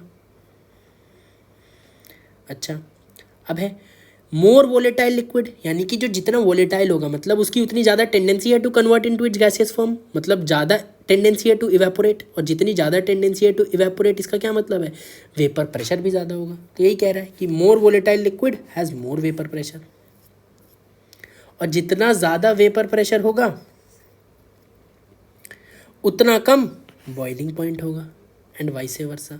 ये बात कैसे समझे? इस बात को भी समझ लेते हैं, कोई दिक्कत नहीं है, ठीक है। तो सपोज़ हम एक पर्टिकुलर टेम्परेचर पे लेते हैं, सपोज़ एट T केल्विन, अगर दोबारा ले लेते हैं T केल्विन, ठीक है। हम दो लिक्विड की बात कर रहे थे, एक का वेपर प्रेशर इतना था, एक का वेपर प्रेशर इतना था, ठीक है। ये दोनों के वेपर प्रेशर थे और ये सपोज हमारा P external, normal boiling point की सपोज बात कर रहे हैं, 1 ATM हमारा पी एक्सटर्नल है, जो भी है तुम्हारा पी एक्सटर्नल 1 ATM, चाहे एक बार नॉर्मल बॉइलिंग पॉइंट या स्टैंडर्ड बॉइलिंग पॉइंट किसी की बात करो, ठीक है, तुम्हारा पी एक्सटर्नल है। ये पहला लिक्विड था और ये उसका वेपर प्रेशर था, ये दूसरा लिक्विड था और ये उसका वेपर प्रेशर था, ठीक है।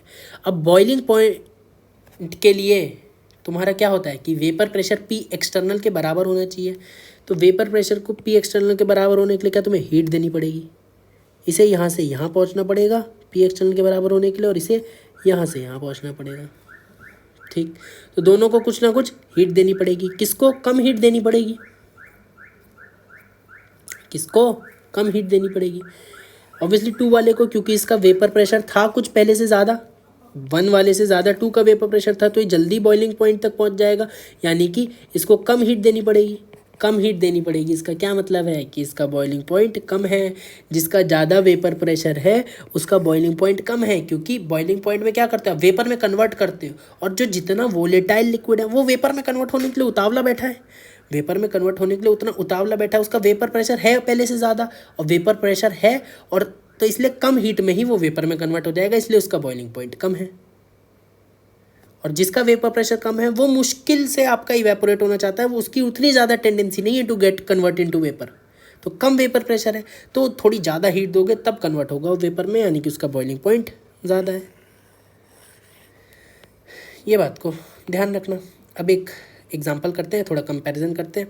NCERT एग्जाम्पलर में भी इस टाइप का क्वेश्चन है, बेसिक क्वेश्चन है, ठीक।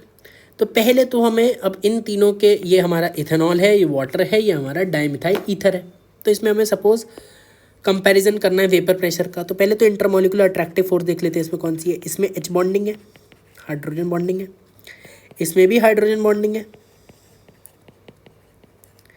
इसमें हमारी डाइपोल डाइपोल इंट्रैक्शन है, डाइपोल डाइपोल इंट्रैक्शन है, ठीक है, डायपोल डायपोल डायपोल इंटरेक्शन है, ठीक। अब डायपोल डायपोल इंटरेक्शन तो वीकर होती है in comparison to hydrogen bonding. Dipole dipole interaction weaker होती है हाइड्रोजन बॉन्डिंग कंपैरिजन में, ठीक बात है, ठीक। अब दोनों में एच बॉन्डिंग है, तो इंटरमोलिकुलर अट्रैक्टिव फोर्स की अगर हम बात करें तो सबसे कम किस में है, ईथर में है, ठीक है। ईथर हमारा कैसा होगा, पोलर होगा पोलर है, इसीलिए इनके बीच में डायपोल डायपोल इंटरेक्शन होगा। अब इससे सबसे कम इसमें है क्योंकि ये वीकर है सबसे। अब इससे बाद दोनों में ही इथेनॉल हाइड्रो वाटर में दोनों में ही एच बॉन्डिंग है, तो इसमें कैसे देखेंगे, एक्सटेंड देखेंगे। ये पर मॉलिक्यूल पर वाटर मॉलिक्यूल वाटर कितना हाइड्रोजन बॉन्ड बना सकता है, 4 हाइड्रोजन बॉन्ड बना सकता है। ऑक्सीजन के 2 लोन पेयर हैं और 2 हाइड्रोजन के एटम है, तो टोटल कितने, 4 एच बॉन्ड बना सकता है पर वाटर मॉलिक्यूल। पर एथेनॉल मॉलिक्यूल कितने हाइड्रोजन बॉन्ड बनेंगे, 2 तो ऑक्सीजन के लोन पेयर हो गए और 1 हाइड्रोजन है वाला, तो 3 एच बॉन्ड बना सकता है। एथेनॉल पर मॉलिक्यूल 3 एच बॉन्ड बना सकता है और वाटर पर मॉलिक्यूल 4 एच बॉन्ड बना सकता है। तो वाटर का एक्सटेंट ज़्यादा है, तो हालांकि दोनों में हाइड्रोजन बॉन्डिंग है लेकिन extent of hydrogen bonding water में ज़्यादा है, तो इंटरमॉलिक्यूलर अट्रैक्टिव फोर्स एथेनॉल में कम होगी और वाटर में ज़्यादा होगी। और जितनी ज़्यादा इंटरमॉलिक्यूलर अट्रैक्टिव फोर्स जिसमें जितनी ज़्यादा होगी वो उतने मुश्किल से इवेपोरेट होगा, और जितने मुश्किल से इवेपोरेट होगा उतना कम उसका वेपर प्रेशर होगा। तो वाटर का वेपर प्रेशर सबसे कम होगा, एथेनॉल का बीच में ही होगा, उससे ज़्यादा होगा, और ईथर का सबसे ज़्यादा होगा। और जिसका ज़्यादा जितना वेपर प्रेशर होगा उतना कम उसका बॉइलिंग पॉइंट होगा। तो ईथर का सबसे कम होगा, एथेनॉल का उससे ज़्यादा होगा और वाटर का सबसे ज़्यादा होगा। तो इस टाइप के क्वेश्चन आपको करने को आने चाहिए। इंटरमॉलिक्यूलर अट्रैक्टिव फोर्स का कंपैरिजन आना चाहिए और अपने को ये 2 बात पता होनी चाहिए। पहले तो अपने को ये वाली बात पता होनी चाहिए, इसको ठीक, एक ये बात पता होनी चाहिए अपने को, और दूसरी बात अपने को ये पता होनी चाहिए कि जितना वोलेटाइल लिक्विड होगा उसका उतना ज़्यादा वेपर प्रेशर होगा और उतना ही कम बॉइलिंग पॉइंट होगा, एंड वाइस वर्सा। तो ये बात अपने को पता होनी चाहिए, ठीक है। आगे बढ़ते हैं। अब इसी चीज़ का ग्राफ से वेरिएशन देखते हैं। अब देखो वेपर प्रेशर का टेम्परेचर के साथ वेरिएशन देखो इसी तरीके था। अच्छा भैया आप तो भैया झूठे हो 1 नंबर के। आपने बताया था कि ये वाई एक्सिस से शुरू नहीं होगा क्योंकि फ्रीजिंग पॉइंट से बॉइलिंग पॉइंट के बीच का में आप देखते हो कि वोलेटाइल लिक्विड होता है, कि वोलेटाइल लिक्विड के लिए जो वेपर प्रेशर डिफाइन होता है वो फ्रीजिंग पॉइंट से बॉइलिंग पॉइंट के बीच में होता है, क्योंकि उसी रेंज में वो लिक्विड है। अब यहाँ तो आपने यहीं से स्टार्ट कर दिया। आपने तो बताया था कि 0 केल्विन पे सारे सब्सटेंस सॉलिड होते हैं, तो यहाँ पे तो ये सॉलिड है, तो फिर कैसे वेपर प्रेशर डिफाइन हो गया इसके लिए। अरे भाई 0 केल्विन पे, ठीक है, ये टेम्परेचर किस में है, सेल्सियस में है, सेल्सियस 0 डिग्री सेल्सियस और 0 केल्विन अलग अलग बात है, ठीक है। ये 273 केल्विन है, 0 डिग्री सेंटीग्रेड मतलब 273 केल्विन। तो 273 केल्विन पे कहाँ स्टार्ट हो रहा है, 273 केल्विन पे तो हमारा लिक्विड हो सकता है ना कोई चीज़, 0 केल्विन पे नहीं हो सकता, लेकिन 273 केल्विन पे तो कोई लिक्विड हो सकता है। तो अगर सेल्सियस में ले रहे हो तो यहाँ से स्टार्ट हो सकता है, प्रोवाइडेड कि इस टेम्परेचर पे वो सब्सटेंस लिक्विड हो। तो यानी कि ग्राफ तुम्हारा बेसिकली फ्रीजिंग पॉइंट से बॉइलिंग पॉइंट के बीच में डिफाइन हो गए। कर्व इसका ऐसे ही आएगा। बॉइलिंग पॉइंट देखो 760 टॉर, वेपर प्रेशर टॉर में है, तो 760 टॉर मतलब 180 m। तो यहाँ पे ये जो टेम्परेचर है तुम्हारा क्या है, नॉर्मल बॉइलिंग पॉइंट। ये वाला जो है ये नॉर्मल बॉइलिंग पॉइंट आएंगे इसके, जब तुम इसे एक्स्ट्रापोलेट करके निकालोगे। तो वाटर का देखो 100 डिग्री आ रहा है बॉइलिंग पॉइंट, एथेनॉल का 78 डिग्री आ रहा है, डाइएथाइल ईथर है, लेकिन डाइमिथाइल ईथर को भी देखोगे तो उसी तरीके से आएगा तुम्हारा 35 डिग्री सेल्सियस बॉइलिंग पॉइंट, ठीक है। तो कर्व ऐसी आएगा, इस चार्ट को तो बना लो। तुम्हें एकदम ऐसा प्लॉट करने की ज़रूरत नहीं है कि तुम एकदम मार्किंग करके प्लॉट कर रहे हो, बिना मार्किंग के सिंपली तुम कर्व प्लॉट कर लो। कि तुम्हें ऐसे ABC करके पूछ सकता है कि अगर हमारे पास 3 सब्सटेंसेस हैं, एक एथेनॉल, वाटर और डाइथाइल ईथर, तो कौन सा किसका ग्राफ A वाला है, किसका B वाला है, किसका C वाला है, इतना तुमसे पूछ सकता है। तो बना लो कर्व। सेल्सियस वाली बात ध्यान रख लो कि फ्रीजिंग पॉइंट और बॉइलिंग पॉइंट से बीच तक का कर्व हो सकता है। अगर सेल्सियस वाला है तो वाई एक्सिस से स्टार्ट हो सकता है, क्योंकि 0 डिग्री सेल्सियस मतलब 273 केल्विन, और इस पर कई सब्सटेंस लिक्विड हो सकते हैं, सॉलिड हो सकते हैं, गैस हो सकते हैं। तो अगर कोई सब्सटेंस 273 केल्विन यानी कि 0 डिग्री सेल्सियस पे लिक्विड है तो ग्राफ वाई एक्सिस से स्टार्ट हो जाएगा, वरना थोड़ा आगे से स्टार्ट होगा। सिंपल।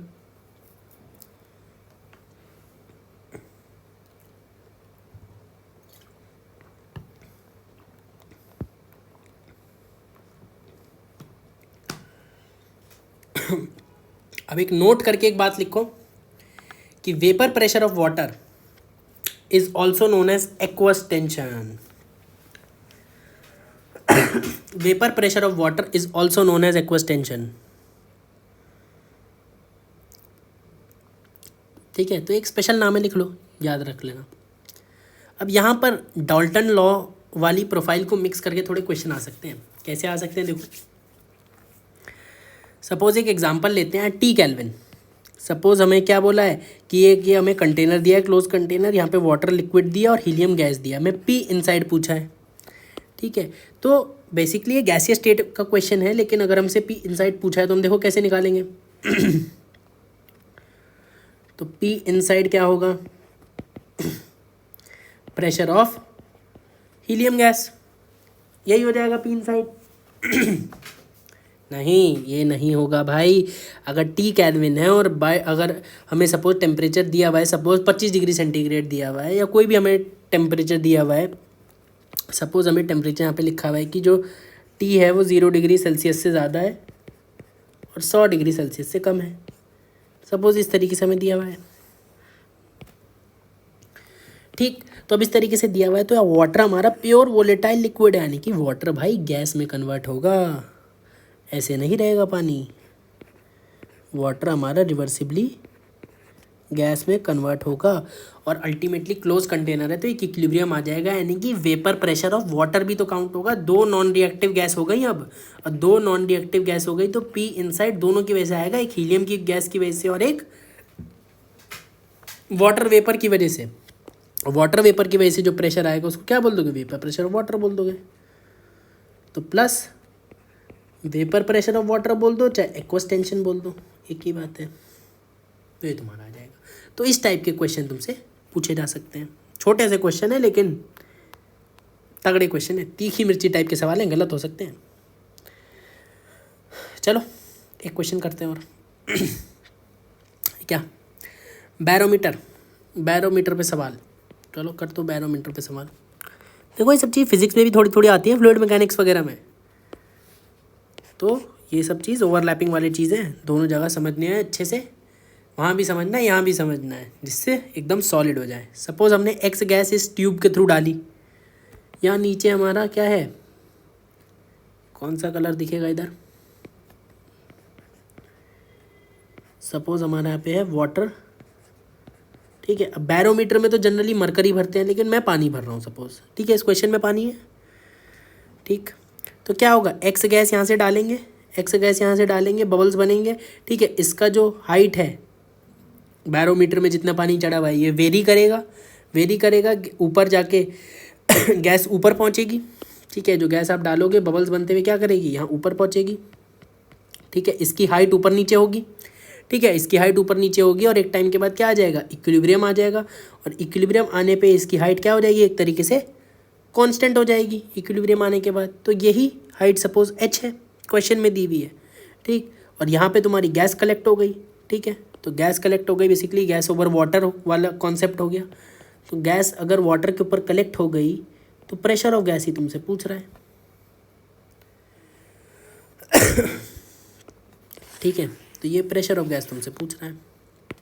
क्या था क्वेश्चन कि तुमने यहाँ नीचे वाटर लिया हुआ था, वाटर लिया हुआ था, एक्स गैस को डाला, ये बबल्स बनते हुए ऊपर पहुँचा, इसका हाइट ऊपर नीचे होगा, पानी ये जो है यहाँ पे बैरोमीटर में इसका हाइट ऊपर नीचे होगा, और अल्टीमेटली गैस बबल बनाते हुए ऊपर पहुँच गई, और यहाँ पे गैस वाटर के ऊपर कलेक्ट हो गई, इक्विलिब्रियम आ जाएगा। तो यहाँ पे प्रेशर पूछा हुआ है, अगर हाइट ये h है एट इक्विलिब्रियम। तो इन टाइप के क्वेश्चन के लिए तुम क्या करते हो, सिंपली 2 पॉइंट ले लेते हो हॉरिजॉन्टल लेवल पे, एक ए है सपोज, ये एक बी है।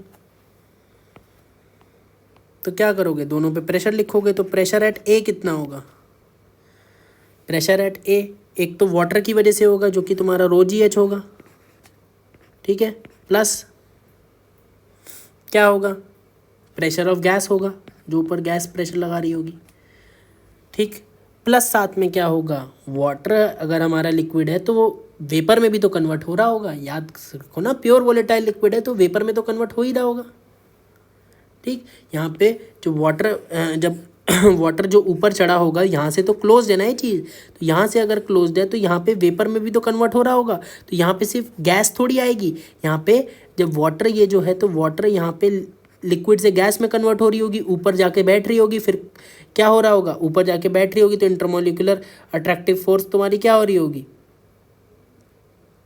इंटरमोलिकुलर डिस्टेंस बेसिकली क्या हो रही होगी, कम हो रही होगी, यानी कि इंटरमोलिकुलर अट्रैक्टिव फोर्स बढ़ रही होगी, इंटरमोलिकुलर डिस्टेंस कम हो रही है, इंटरमोलिकुलर अट्रैक्टिव फोर्स बढ़ी है, मतलब क्या, दोबारा लिक्विड बन जाएगा, यानी कि रिवर्सिबली वाटर किस में कन्वर्ट हो जाएगा, लिक्विड से गैसियस फॉर्म में, और एक अल्टीमेटली एक डायनेमिक इक्विलिब्रियम अचीव हो जाएगा। और जब ये ऐसा हो रहा होगा तो इस हाइट का ऊपर नीचे होगा, लेकिन एक टाइम के बाद जब इक्विलिब्रियम आ जाएगा वाटर किस में, लिक्विड और गैस में, तब क्या तुम्हारा इक्विलिब्रियम अचीव हो जाएगा, ये हाइट कांस्टेंट हो जाएगी। तो वेपर प्रेशर ऑफ वाटर भी तो आएगा ना, क्योंकि यहाँ से क्लोज्ड है, तो इतने में वही तुम्हारी प्योर वोलेटाइल लिक्विड वाली बात, तो यहाँ पे वेपर प्रेशर ऑफ वाटर भी आएगा, या एक्वस टेंशन बोल दो, एक ही बात है, तो ये बात ध्यान रखो। अब प्रेशर एट बी क्या है, एटमॉस्फेरिक प्रेशर होगा, ओपन टू एटमॉस्फेयर है, ठीक है। अब हॉरिजॉन्टल लेवल पे पानी दौड़ थोड़ी रहा है, तो pressure at A equal to pressure at B, तो pressure at A, since pressure at A equal to pressure at B, तो हमारा प्रेशर ऑफ गैस कितना आ गया, इन दोनों को इक्वेट कर दो बस, ये तुम्हारा किसके, ये वाला इसके बराबर हो गया, तो बस यहाँ से तुम्हारा आ जाएगा atmospheric pressure minus rho g h और minus vapour pressure of water, ये तुम्हारा आ गया प्रेशर ऑफ गैस, सिंपल। तो देखो इस तरीके के क्वेश्चन भी आ सकते हैं, ये थोड़ा बैरोमीटर को मिक्स करके था, कोई बात नहीं, समझ में आ गया। अच्छा डेंसिटी किसकी होगी, ऑब्वियसली वाटर की होगी, क्योंकि वाटर चढ़ा हुआ है यहाँ पे, तो डेंसिटी यहाँ पे किसकी आएगी, वाटर की आएगी, ठीक है। चाहो तो लिख लो यहाँ पे, ये डेंसिटी किसकी है,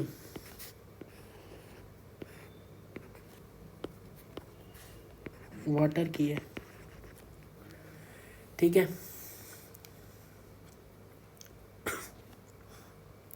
तो क्वेश्चंस में वेपर प्रेशर वाला टर्म का भी आइडिया रखना, नहीं तो क्वेश्चन गलत हो जाएगा। अब जेई में एक क्वेश्चन आया था, ये क्वेश्चन करो,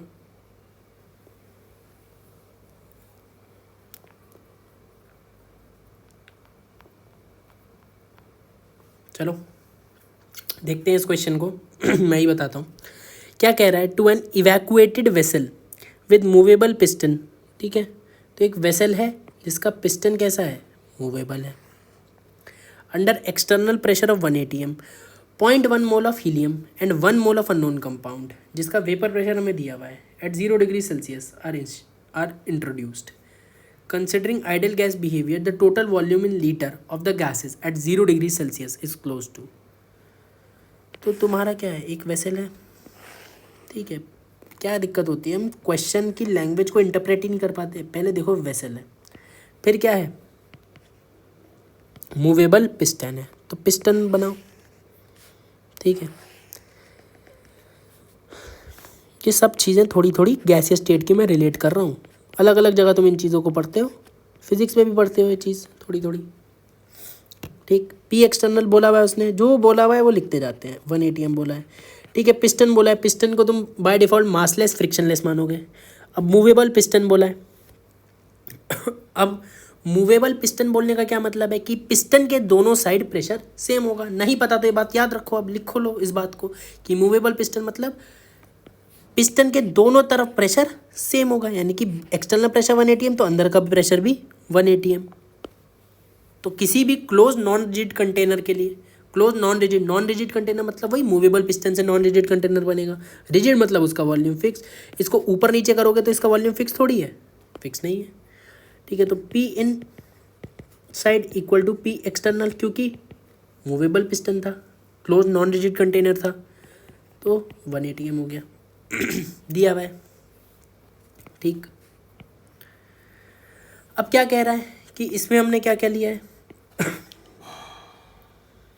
0.1 मोल तो हीलियम लिया, और साथ में क्या लिया है, और साथ में हमने लिया है 1 मोल अननोन कंपाउंड लिया है। ठीक है, उसका वेपर प्रेशर हमने दिया हुआ है, अननोन कंपाउंड लिया है तो उसको हमने वेपर प्रेशर दिया हुआ है, तो ऑब्वियसली वेपर प्रेशर हम लिक्विड के लिए बात करते हैं तो ऑब्वियसली लिक्विड होगा। एक्स सपोज है अननोन कंपाउंड, वो हमने लिक्विड फॉर्म में दिया है। इसका वेपर प्रेशर दिया है, क्लोज कंटेनर है तो ये रिवर्सिबली कन्वर्ट हो रहा होगा अपने गैसियस फॉर्म में, और अल्टीमेटली क्या इक्विलिब्रियम अचीव हो जाएगा। होगा कि नहीं होगा? होगा। ठीक है, तो अगर आ जाएगा तो हम क्या बोल सकते हैं, पी इनसाइड निकाल सकते हैं, बिल्कुल निकाल सकते हैं। देखो कैसे निकाल सकते हैं, क्या होगा, pressure of helium gas plus vapour pressure of x, एक बार इक्विलिब्रियम आ गया, यही होगा। और पी इनसाइड है कितना, ठीक है, इस चीज़ को लिख सकते हो कि पी इनसाइड तो तुम्हारा हो गया 1 ATM, pressure of helium plus vapour pressure भी दिया हुआ है एक्स का 0.68, और ये बराबर है 1 ATM के। तो यहाँ से प्रेशर ऑफ हीलियम निकल के आ जाएगा, कितना आएगा 0.32 ATM। तो प्रेशर ऑफ हीलियम गैस तो तुम्हारा आ गया है। अब टोटल वॉल्यूम ऑफ गैस पूछा है तुमसे। अब गैस कितने वॉल्यूम में फैला हुआ है, गैस तुम्हारे इतने वॉल्यूम में फैला हुआ है, ये जो पूरा वॉल्यूम है, ठीक है, यानी कि बेसिकली ये वाला वॉल्यूम, इस वॉल्यूम को सपोज मैं बोल दूं, सॉरी, इस वॉल्यूम को सपोज बोल दूं V। तो आइडियल गैस अगर हम मानना है तो क्या मैं PV इक्वल टू nRT से निकाल सकता हूँ, बिल्कुल निकाल सकता हूँ। तो नाउ अगले पेज पे कर लेते हैं। ठीक, आइडियल गैस अगर मैं मान सकता हूँ तो now PV equal to nRT से मुझे क्या निकालना है, वॉल्यूम निकालना है। तो nRT बाई P आएगा वॉल्यूम। ठीक, देखो धीरे धीरे कर रहे हैं, सब समझो। ठीक, अब मेरे को क्या मोल्स ऑफ द गैस बताना है। ठीक है, तो PV इक्वल टू nRT मैं सपोज किसके लिए लगा रहा हूँ, ऑब्वियसली हीलियम गैस के लिए लगा रहा हूँ। तो हीलियम गैस का मोल्स कितना है, 0.1 है। अब हीलियम गैस भी तो पूरे वॉल्यूम में फैली होगी और एक्स गैस भी पूरे वॉल्यूम में फैली होगी, तो मैं किसी के लिए भी लगा सकता हूँ, लेकिन एक्स गैस के लिए मुझे कोई डेटा नहीं दिया हुआ। तो हीलियम गैस भी पूरे वॉल्यूम में फैली हुई है, ठीक है, क्योंकि गैस को सीमित तो रख नहीं सकते, तो गैस जो भी होगी पूरे वॉल्यूम में फैली होगी, चाहे एक ले लो चाहे दो ले लो। तो इससे वॉल्यूम निकालो चाहे इससे निकाल लो, तो दोनों से एक ही बात है। तो मैं हीलियम से निकाल दूँ क्योंकि उसका डेटा है। तो 0.1 हो गया, आर की वैल्यू 0.0821,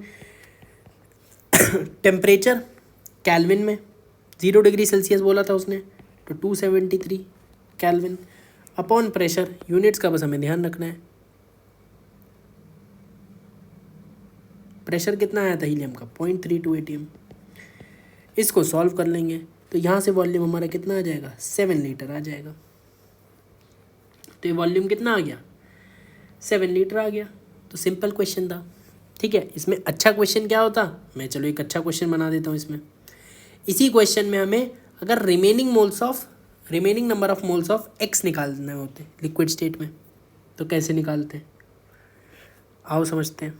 अगर हमें रिमेनिंग मोल्स ऑफ एक्स निकालने होते तो हम क्या लगाते, एक्स के लिए PV इक्वल टू nRT लगानी पड़ती तब हमें। तो एक्स गैस के लिए हम क्या लगा देते हैं, ऑब्वियसली एक्स गैस के लिए लगा पाते, PV equal to nRT, X liquid के तो लगा नहीं पाते।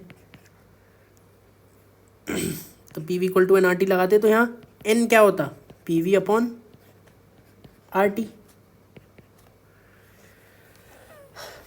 अब एक्स गैस का प्रेशर कितना है, जो लगा रहा है एक्स गैस प्रेशर, और लगा कितना रहा है, जो इसका वेपर प्रेशर है, क्योंकि इनसाइड में दो ही तो है, प्रेशर ऑफ हीलियम और वेपर प्रेशर एक्स का। तो प्रेशर तो कितना हो गया, 0.68 हो गया। ठीक, वॉल्यूम अभी हमने निकाल लिया कि जितने वॉल्यूम में हीलियम गैस डिस्ट्रीब्यूटेड है जो 7 लीटर आया, उतने ही वॉल्यूम में एक्स गैस भी डिस्ट्रीब्यूटेड है, ये भी 7 लीटर है। वॉल्यूम तो 7 ही हो गया। आर हमारा कितना है, 0.0821। टेम्परेचर हमारा 0 डिग्री सेल्सियस मतलब 273 कैल्विन हो जाएगा। ठीक है, इसकी मल्टीप्लिकेशन हम याद भी रखते हैं 22.4। ठीक है, तो ये मोल्स कितने आ गए, 0.2125 मोल्स। ये मोल्स कौन से आए, जो एक्स गैस के बने। हमें क्या निकालने हैं, हमें तो रिमेनिंग एक्स लिक्विड के मोल्स निकालने हैं। तो ये कितने होंगे, जितने लिए थे, यानी कि इनिशियल मोल्स माइनस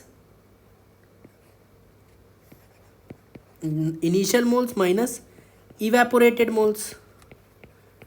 ठीक है, इवेपोरेटेड। और इनिशियल मोल्स कितने थे, देखो पिछले क्वेश्चन में बोला हुआ था कि हमने इनिशियल मोल कितना लिया था, 1 मोल लिया था। ये जो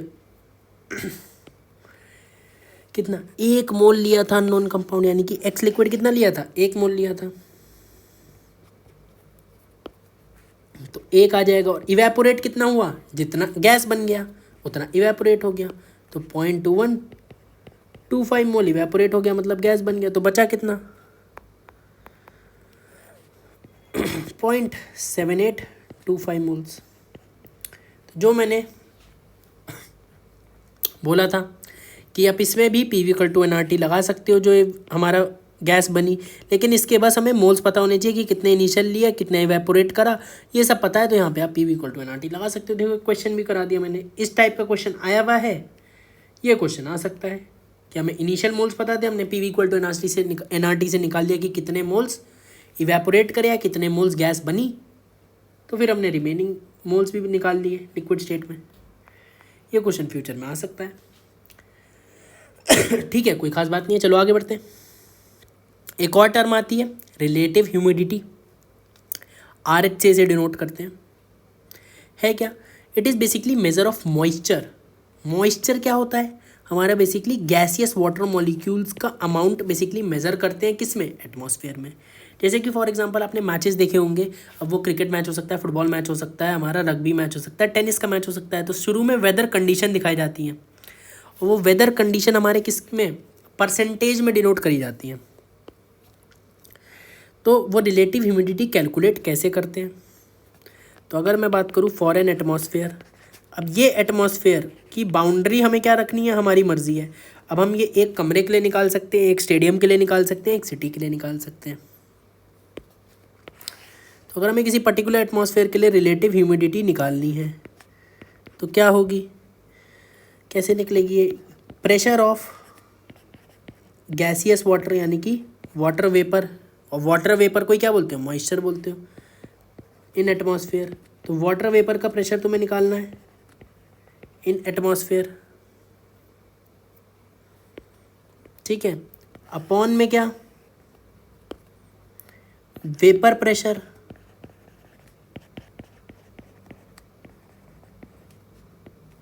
इसको शॉर्ट में लिख लेते हैं, vapour pressure of water at that temperature into 100। सबसे पहले तो फॉर्मूला याद करो,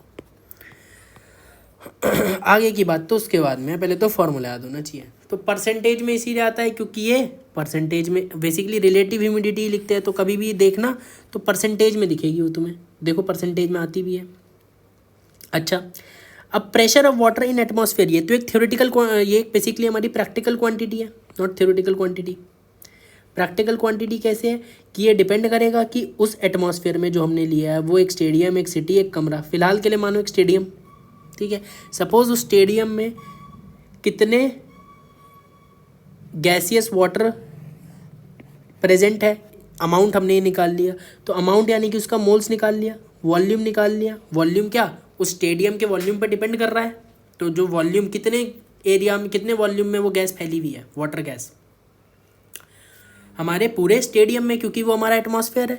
तो वॉल्यूम ऑफ हमारा क्या हो गया, एटमॉस्फेयर, और एटमॉस्फेयर यहाँ पे क्या था, उस स्टेडियम का वॉल्यूम। तो उस स्टेडियम का वॉल्यूम और कितना वाटर मॉलिक्यूल प्रेजेंट थे, तो उसके मोल्स, और कितना टेम्परेचर था उस दिन, उस समय कितना टेम्परेचर था, इस सब चीज़ पे डिपेंड करेगा। तो ये तो प्रैक्टिकल क्वांटिटी है कि स्टेडियम कितना बड़ा है, उसका वॉल्यूम, वहाँ पे उस समय कितने वाटर मॉलिक्यूल्स प्रेजेंट हैं इन गैसियस फॉर्म, उसके मोल्स, और टेम्परेचर क्या है स्टेडियम का। तो इस सब पे डिपेंड करेगा pressure of water in atmosphere, gaseous water in atmosphere, या बेसिकली मॉइस्चर कितना है, ठीक है। बेसिकली क्या है, मॉइस्चर का प्रेशर ही तो है। डिवाइड किससे करेंगे, vapour pressure of water at that temperature, और वेपर प्रेशर तो खाली फिक्स्ड होगा सपोज उस स्टेडियम का जितना भी टेम्परेचर है, ठीक है, सपोज 40 डिग्री सेल्सियस हमारा टेम्परेचर है, तो 40 डिग्री सेल्सियस पे वेपर प्रेशर ऑफ वाटर तो फिक्स होगा ना, मोल्स पे डिपेंड कर रहा है कि कितना वाटर मॉलिक्यूल्स वहाँ पे प्रेजेंट है गैसियस फॉर्म में, ना ही डिपेंड कर रहा है कि वॉल्यूम ऑफ स्टेडियम कितना है, कितना बड़ा स्टेडियम है। तो ये तो थ्योरेटिकल क्वांटिटी हो गई, ये तो हमारा सिंपली फंक्शनल ऑफ टेम्परेचर होगा, it would be function of temperature only. तो दोनों अलग अलग बातें हैं। ऊपर वाली बात क्या है कि एक प्रैक्टिकल क्वांटिटी है कि कितने हमारा वाटर मॉलिक्यूल्स प्रेजेंट है उस एटमॉस्फेयर में, उस स्टेडियम में एट दैट पर्टिकुलर टेम्परेचर और उसका प्रेशर फिर हम निकाल रहे हैं और डिवाइड कर रहे हैं vapour pressure of water at that temperature, तो वो तो खाली एक थ्योरेटिकल क्वांटिटी हो गई जो कि खाली टेम्परेचर पे डिपेंड करेगी। तो ये चीज़ हमारी हो गई। तो आगे से कभी भी देखना कि कभी भी रिलेटिव ह्यूमिडिटी वेदर रिपोर्ट में दे रखी हो तो हमेशा वो परसेंटेज में होगी। ठीक, क्वेश्चन करो। क्वेश्चन में क्या है, pressure of water gas in air at 20 degree Celsius is 12 mm of Hg on a particular day. Vapour pressure of water तुमसे पूछ रहा है, sorry vapour pressure of water तुम्हें दिया हुआ है 20 डिग्री सेल्सियस पे 16 mm Hg। तुम्हें रिलेटिव ह्यूमिडिटी निकालनी है। इस टॉपिक पे basic question, most basic question जो हो सकता है वो यही है। प्रेशर तुम्हें दिया हुआ है वाटर वेपर का कितना है 12 mm Hg, यानी कि तुम्हें गिवन है कि प्रेशर ऑफ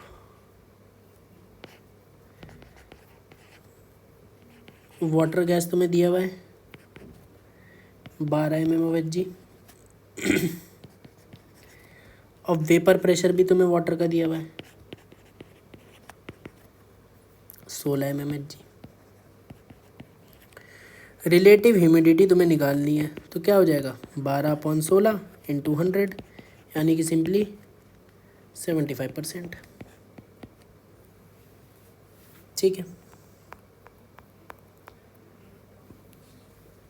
अगला क्वेश्चन करो। इसमें क्या कह रहा है, हमें वेट ऑफ द वाटर निकालना है इन ग्राम्स पर litre of air at 27 degree Celsius and 50% relative humidity. Vapour pressure of water भी हमें दिया हुआ है, ठीक है। तो रिलेटिव ह्यूमिडिटी हमें कितनी दी हुई है 50 दी हुई है, 50% दी हुई है।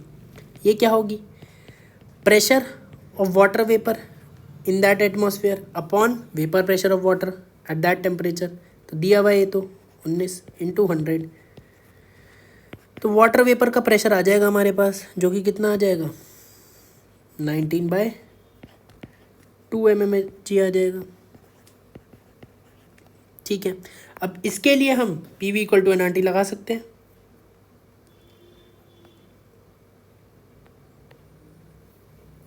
तो now for water gas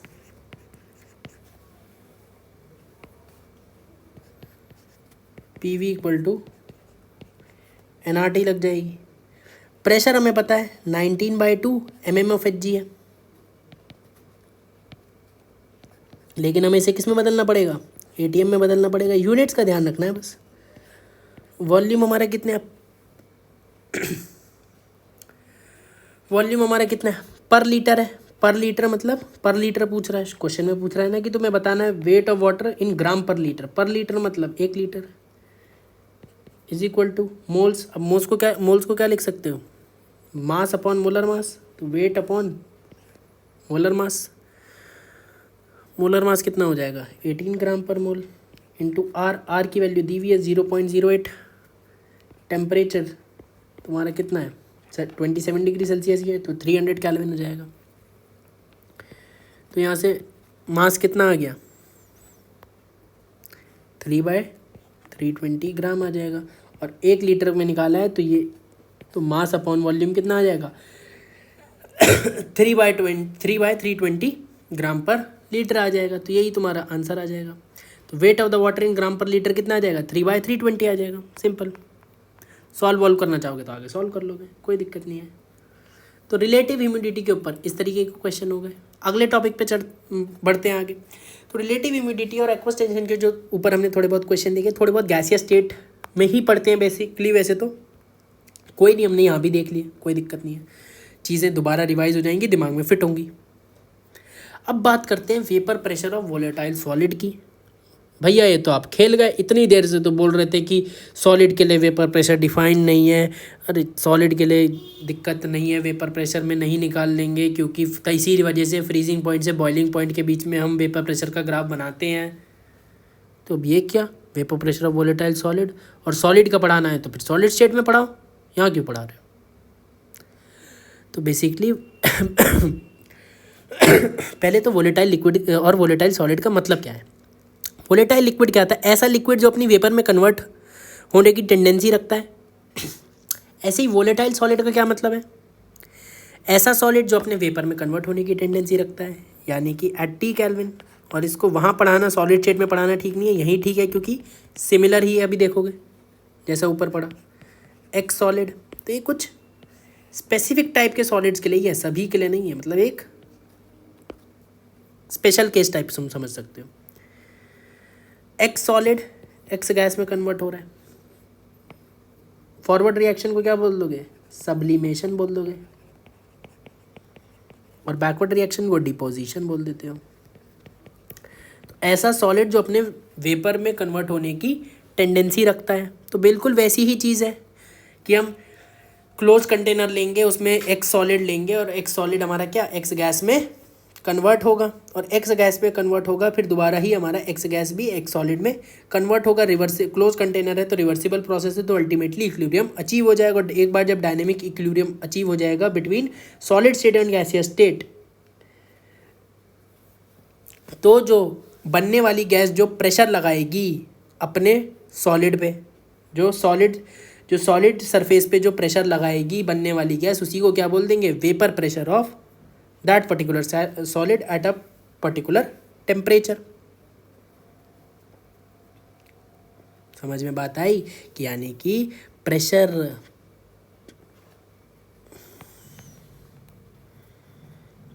off x gas at equilibrium, ये क्या होगा? ये होगा हमारा vapour pressure of x solid at T kelvin. जैसे वहाँ पे बात थी वैसे ही यहाँ पे बात है कि हमने जब एक्स सॉलिड लिया तो हमारा क्या होगा कि सब्लिमेशन होगा, पहले सब्लिमेशन होगा और फिर क्या बनेगा? गैस बनेगा। जैसे जैसे गैस बनेगा वैसे वैसे फिर वो भी डिपोजिशन होगा तो दोबारा सॉलिड बनेगा, और क्लोज कंटेनर है तो रिवर्सिबल प्रोसेस होगा, तो अल्टीमेटली इक्विलिब्रियम अचीव हो जाएगा। और जब इक्विलिब्रियम अचीव हो जाएगा तो एक्स गैस के द्वारा लगाया गया प्रेशर ऑन सॉलिड की, वो एक्स गैस कितना अपने सॉलिड स्टेट पे प्रेशर लगा रही है, उसी को तुम क्या बोल दोगे? Vapour pressure of x solid at T kelvin. और ऑब्वियसली ये भी फंक्शन किसका होगा? सिर्फ और सिर्फ टेम्परेचर का होगा, क्योंकि जब इसे तुम निकालोगे तो ये भी इक्विलिब्रियम कांस्टेंट के बराबर ही आएगा, और इक्विलिब्रियम कांस्टेंट भी सिर्फ और सिर्फ टेम्परेचर पर डिपेंड करता है, तो ये वेपर प्रेशर भी सिर्फ और सिर्फ टेम्परेचर पे ही डिपेंड करेगा। क्योंकि जब तुम इसका इक्विलिब्रियम कांस्टेंट लिखोगे तो एट टी इक्विलिब्रियम इसका प्रेशर तो पी नॉट हो जाएगा, लेकिन ये क्या प्योर सॉलिड को क्या कंसिडर करोगे? इक्विलिब्रियम कांस्टेंट लिखते टाइम नहीं करोगे, प्योर सॉलिड को भी नहीं करते, प्योर लिक्विड को भी नहीं करते, तो सेम ही बात है। तो ये भी फंक्शन ऑफ टेम्परेचर आएगा। जैसे वहाँ पे तुम वॉन्ट ऑफ इक्वेशन जैसा क्लॉसियस कैप्रियन इक्वेशन लिखते थे, तो यहाँ पे भी उसी टाइप की चीज़ आएगी। ln P2/P1, वहाँ पे डेल्टा एच वेपराइजेशन आता था, यहाँ पे डेल्टा एच सब्लिमेशन आ जाएगा, क्योंकि फॉरवर्ड रिएक्शन सब्लिमेशन की है, upon R 1/T1 minus 1/T2। ठीक है, वहाँ पे क्लॉसियस कैप्रियन इक्वेशन बोलते थे, यहाँ पे कुछ और नाम है, नाम वाम ज़रूरत नहीं है याद करने के लिए, तुम इतना ध्यान रखो बस। ठीक है, और इसके ऊपर क्वेश्चन नियर फ्यूचर में आने वाला है, ये बिल्कुल मैंने बता दिया है कि इसके ऊपर मेरे को लग रहा है कि नियर फ्यूचर में क्वेश्चन आएगा, हालांकि क्वेश्चन इसके ऊपर आया नहीं है अभी तक, तो ये बात ध्यान रखो। ऑलमोस्ट सिमिलर तरीके से चल रहा है एकदम। ठीक, आगे बढ़ते हैं। तो बाकी चीज़ें भी सिमिलर होंगी। डेल्टा एच सब्लिमेशन हमेशा पॉजिटिव होगा, तो जैसे जैसे टेम्परेचर बढ़ाया, जैसे हमने करा था ना T2 ग्रेटर देन T1, तो 1/T1 minus 1/T2 greater than 0 हो जाएगा। डेल्टा एच सब्लिमेशन भी ग्रेटर देन 0 होगा, क्योंकि हीट देनी पड़ेगी सॉलिड को गैस में कन्वर्ट होने के लिए, कुछ ना कुछ हीट लगेगी।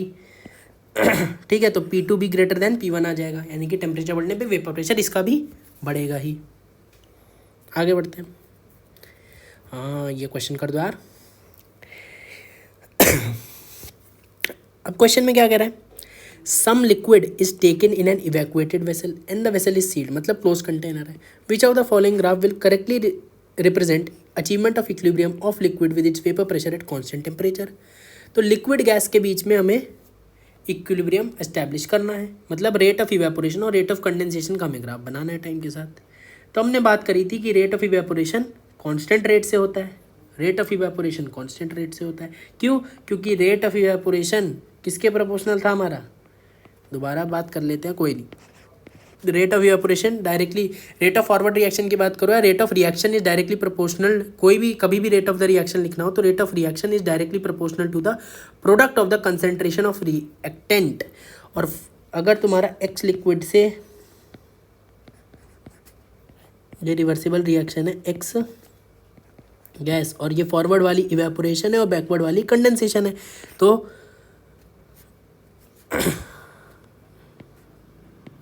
फॉरवर्ड वाली इवेपोरेशन, बैकवर्ड वाली कंडेंसेशन, तो रेट ऑफ इवेपोरेशन किसके डायरेक्टली प्रोपोर्शनल है, product of concentration of reactant, यानी कि कंसंट्रेशन ऑफ एक्स लिक्विड, क्योंकि एक ही रिएक्टेंट है तो एक ही रिएक्टेंट लिखोगे। Raise to the power reversible process है तो 1 लिख देते हो। ऐसे ही rate of condensation is directly proportional to product of concentration of reactant, और इसके लिए रिएक्टेंट क्या होगा, एक्स गैस होगा, ठीक है। रेस्ट टू द पावर क्योंकि रिवर्सिबल रिएक्शन है तो 1 लिख दोगे, ठीक। अब ये प्योर लिक्विड की कंसंट्रेशन क्या होती है, कांस्टेंट होती है, तो रेट ऑफ इवेपोरेशन कांस्टेंट आएगा। कांस्टेंट किस किस ऑप्शन में है, पहले ऑप्शन में नहीं है और चौथे ऑप्शन में नहीं है, तो इन दोनों में से कोई एक होगा, बी और सी में से, ठीक है। तो यानी कि ये भी नहीं हो सकता, ये भी नहीं हो सकता, ठीक। रेट ऑफ कंडेंसेशन इनिशियली 0 होगा क्योंकि इनिशियली एक्स गैस की कंसंट्रेशन 0 होगी और समय के साथ रेट ऑफ कंडेंसेशन बढ़ेगी, तो रेट ऑफ इवेपोरेशन कांस्टेंट और रेट ऑफ कंडेंसेशन समय के साथ बढ़ेगी, तो आंसर आपका क्या हो गया, सी ऑप्शन हो गया, ठीक। ये क्वेश्चन भी हो गया, ठीक। ये क्वेश्चन समझ में आया, बढ़िया।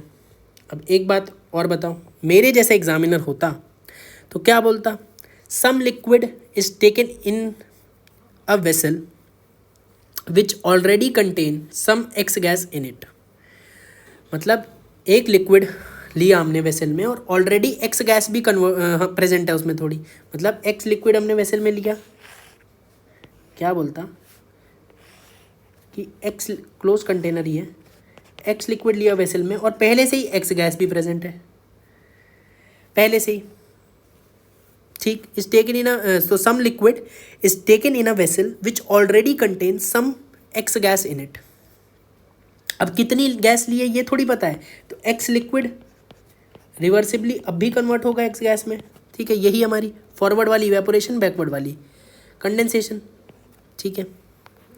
अब इसमें कैसा ग्राफ बनता, अब कितना अमाउंट लिया है ये तो हमें नहीं पता है, तो न्यूमेरिकल डेटा दे के पता चलेगा। तो सपोज उसने न्यूमेरिकल डेटा वगैरह दिया हुआ है तो 3 केस बनते हैं, क्यू लेस देन के, क्यू इक्वल टू के और क्यू ग्रेटर देन के।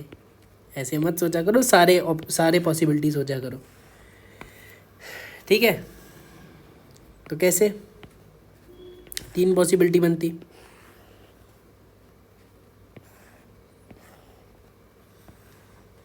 कि अब दोनों प्रेजेंट हैं, एक्स गैस भी और एक्स लिक्विड भी, तो कौन सा किस में कन्वर्ट होता है, जब दोनों रिएक्टेंट प्रोडक्ट प्रेजेंट होते हैं तो पहले क्या निकालते हैं, क्यू निकालते हैं, और क्यू फिर देखते कंपेयर करते हैं कि इक्विलिब्रियम से कि रिएक्शन किधर जाएगी, फॉरवर्ड जाएगी कि बैकवर्ड जाएगी। तो इक्विलिब्रियम के बेसिक्स मत भूलो। अब इसमें रिएक्टेंट और प्रोडक्ट दोनों प्रेजेंट है, खाली प्रोडक्ट प्रेजेंट होता तो रिएक्शन बैकवर्ड जाती, खाली रिएक्टेंट प्रेजेंट होता तो रिएक्शन पहले फॉरवर्ड जाती। अब इक्विलिब्रियम अचीव करने के लिए रिएक्शन को किधर जाना है, जब रिएक्टेंट प्रोडक्ट दोनों प्रेजेंट है, तो ये चीज़ हमें क्यू से पता लगेगी। अब क्यू लेस देन के है तो रिएक्शन किधर जाती है, फॉरवर्ड जाती है। फॉरवर्ड जाने का क्या मतलब है कि रेट ऑफ इवेपोरेशन तो देखो हमेशा कांस्टेंट ही होगा, क्योंकि रेट ऑफ इवेपोरेशन तो कंसंट्रेशन ऑफ एक्स लिक्विड के प्रोपोर्शनल है, तो रेट ऑफ इवेपोरेशन तो हमेशा हमारा क्या आएगा, कांस्टेंट ही आएगा। तो ये रेट ऑफ इवेपोरेशन है, ठीक है। अब अगर Q ऑलरेडी K के बराबर है, यानी कि इक्विलिब्रियम अचीव हो गया, इक्विलिब्रियम अचीव हो गया यानी कि rate of evaporation rate of condensation के बराबर, तो Q इक्वल टू K पे तो सिंपल हो जाएगा। अगर कम है Q K से तो रिएक्शन क्या जाएगी, फॉरवर्ड जाएगी। अब अगर रिएक्शन हमारी क्या कर रही है, फॉरवर्ड जा रही है मतलब एक्स गैस बनेगा, ठीक है। एक्स गैस बनेगा मतलब रिएक्शन फॉरवर्ड जाएगी। अच्छा, एक्स गैस अब बना, पहले से कुछ था और एक्स गैस और बना, तो यानी कि जैसे जैसे एक्स गैस का कंसंट्रेशन बढ़ता जाएगा समय के साथ, एक्स गैस का कंसंट्रेशन समय के साथ बढ़ता जाएगा, तो इसका रेट ऑफ कंडेंसेशन भी क्या करेगा, इंक्रीज होता जाएगा। क्यों? क्योंकि जैसे जैसे एक्स गैस बढ़ेगा वैसे वैसे रेट ऑफ कंडेंसेशन भी बढ़ेगा। लेकिन इनिशियली क्या है, ज़ीरो था, नहीं, कुछ अमाउंट ऑफ एक्स गैस पहले से ही प्रेजेंट था, तो रेट ऑफ कंडेंसेशन समय के साथ बढ़ेगा, लेकिन क्या ज़ीरो से बढ़ेगा, नहीं, थोड़ा ऊपर से बढ़ेगा, और एक टाइम के बाद इक्विलिब्रियम अचीव हो जाएगा, तो ये रेट ऑफ कंडेंसेशन आएगा। ठीक है। अब क्यू अगर ज़्यादा था के से तो रिएक्शन बैकवर्ड जाएगी, मतलब एक्स गैस क्या होगा, एक्स लिक्विड में कन्वर्ट होगा, ठीक है। एक्स गैस एक्स लिक्विड में कन्वर्ट होगा, मतलब क्या होगा कि एक्स गैस का कंसंट्रेशन क्या करेगा, बैकवर्ड जाएगी तो एक्स गैस का कंसंट्रेशन घटेगा, एक्स गैस का कंसंट्रेशन घटेगा, मतलब रेट ऑफ कंडेंसेशन क्या करेगा, घटेगा, और रेट ऑफ कंडेंसेशन घटेगा तो ग्राफ कैसा बनेगा, कुछ कुछ ऐसा, ऐसा नहीं, ऐसा बनेगा,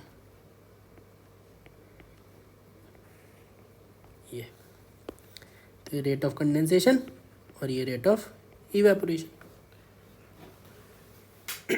तो बात समझ में आई?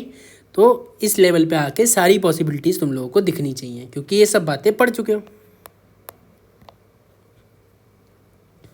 ठीक है।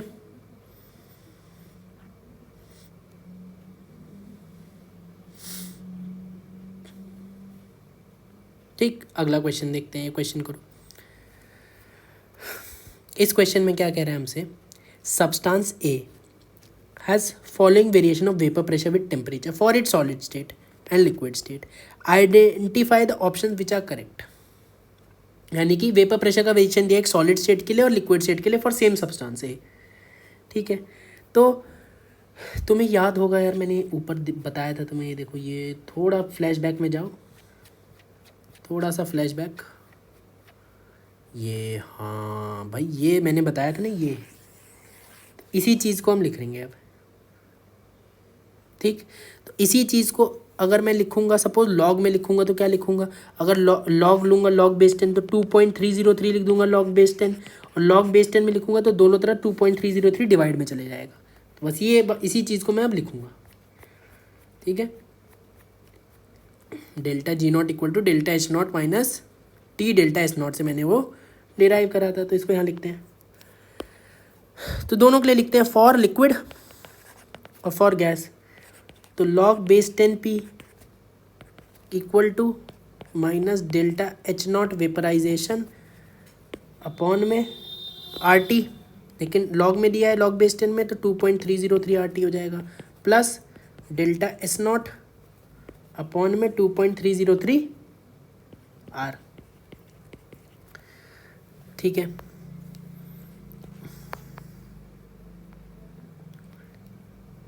ऐसे ही हमारा सॉलिड के लिए क्या हो जाएगा, सेम चीज़ हो जाएगी, log base 10p equal to as it is copy paste हो जाएगा, बस वेपराइजेशन की जगह क्या आ जाएगा, सब्लिमेशन आ जाएगा, कि सॉलिड के लिए तो क्या, सॉलिड गैस इक्विलिब्रियम आएगा। वेपर प्रेशर अगर सॉलिड की बात करोगे तो क्या, सॉलिड गैस इक्विलिब्रियम आएगा, और वेपर प्रेशर लिक्विड की बात करोगे तो लिक्विड गैस इक्विलिब्रियम आएगा, ठीक है। तो लॉग में तुम्हें दिया हुआ है दोनों, अब इसे क्या कंपेयर कर लें, लॉग बेस 10p दिया हुआ है, तो तुम्हें लिक्विड सॉलिड के लिए इसका वैल्यू कितना दिया हुआ है, ठीक है। अगर मैं कंपेयर करूँ, बस इन्हीं दोनों से मुझे कंपेयर करना है, ये वाली चीज़ है, ये चीज़ सॉलिड के लिए है और ये चीज़ लिक्विड के लिए है, बस मुझे कंपेयर करना है, ठीक है। तो इन्हीं चीज़ से कंपेयर करूँ, तो कंपेयर करूँगा, तो सॉलिड के लिए पहले कंपेयर कर रहे हैं, delta H not sublimation upon में 2.303 R, ये बराबर किसके है, ठीक है, ये बराबर किसके है, 2000 के बराबर है, माइनस इधर भी था और माइनस इधर भी था, ठीक है। तो ये वाला पूरा चीज़ किसके बराबर हो गई, 1/t तो कॉमन ले लिया उस तरीके से, उधर भी 1/t कॉमन है, तो कंपेयर करके आ जाएगा किसके बराबर, 2000 के बराबर आ जाएगा। तो यहाँ से डेल्टा एच नॉट सब्लिमेशन कितना आ जाएगा, 2000 इंटू 2.303 इंटू आर। अब आर कितना है, 2 कैलोरी, आर को सपोज 2 ले लिया, ठीक है। और तुमने तो अगर आर को 2 ले लिया तो आंसर किस में आएगा, कैलोरी में आएगा, कैलोरी पर मोल में। लेकिन तुम्हें किलो कैलोरी में चाहिए तो डिवाइड बाय 1000 कर देना, ठीक है। तो ये कितना आ गया, 4 इंटू 2.303 इंटू 10 क्यूब, ये आया कैलोरी पर मोल में, ठीक है। लेकिन तुम्हें किलो कैलोरी में चाहिए तो डिवाइड बाय 1000 कर दो, किलो कैलोरी में आ जाएगा। सिंपल तुम्हारा यही तो है, ठीक है। तुम्हें यही सब तो बताना है, delta H sublimation, delta H fusion, vaporisation, वही सब निकालना है, तो वही निकाल रहे हैं कंपेयर करके। तो डेल्टा एच नॉट सब्लिमेशन तुम्हारा ये आ गया, ठीक है। इसी तरीके से डेल्टा एच नॉट वेपराइजेशन अगर तुम्हें निकालना हो तो उसके लिए भी सेम चीज़ है, अपॉन में क्या 2.303 आर, फिर कंपेयर करोगे, ठीक है। क्योंकि डेल्टा एच सब्लिमेशन देखो 1/t और माइनस तो हटा ही दो, तो 1500 के बराबर हो जाएगा, क्योंकि 1/t मैंने इधर से भी हटा दिया, माइनस इधर से भी हटा दिया, कंपेयर ही करना है ना, ठीक है। ऊपर हटाओ नीचे हटाओ वही बात, ठीक है। तो किसके बराबर हो गया, 1500 के बराबर हो गया। अब delta H not vaporisation is equal to 1500 into 2.303 into R की वैल्यू 2 डाल दो तो कैलोरी पर मोल में आंसर आ जाएगा, ठीक है। अब किलो कैलोरी पर मोल में निकालना है तो इसे 1000 से डिवाइड कर देना, तो ये तुम्हारा किलो कैलोरी पर मोल में आ जाएगा, ठीक है। डेल्टा एच नॉट सब्लिमेशन, ठीक है। तो डेल्टा एच नॉट सब्लिमेशन तुम्हारा कितना आ गया, 4 इंटू 2.303 यानी कि 9.212 किलो कैलोरी पर मोल, तो बी ऑप्शन ठीक है। डेल्टा एच वेपराइजेशन तुम्हारा कितना आ गया, 3 इंटू 2.303 यानी कि 6.909 किलो कैलोरी पर मोल, ये बात भी ठीक है। अच्छा, ये दोनों प्रोसेस कब वैलिड होते हैं, ये भी बात करी थी मैंने कि जब डेल्टा एच नॉट और delta S naught temperature independent होते हैं, तो enthalpy of fusion enthalpy of vaporisation will be temperature independent, तो ये तभी वैलिड होते हैं। ये अगर हमने लगा लिया तो ये तभी लगते हैं considering when the delta H not and delta S naught are temperature independent. तो ए बी डी तीनों ठीक है। अब डेल्टा एच फ्यूज़न भी हमें निकालना है, तो डेल्टा एच हम फ्यूज़न कैसे बताएंगे, ये बात अपने को समझ में आनी चाहिए।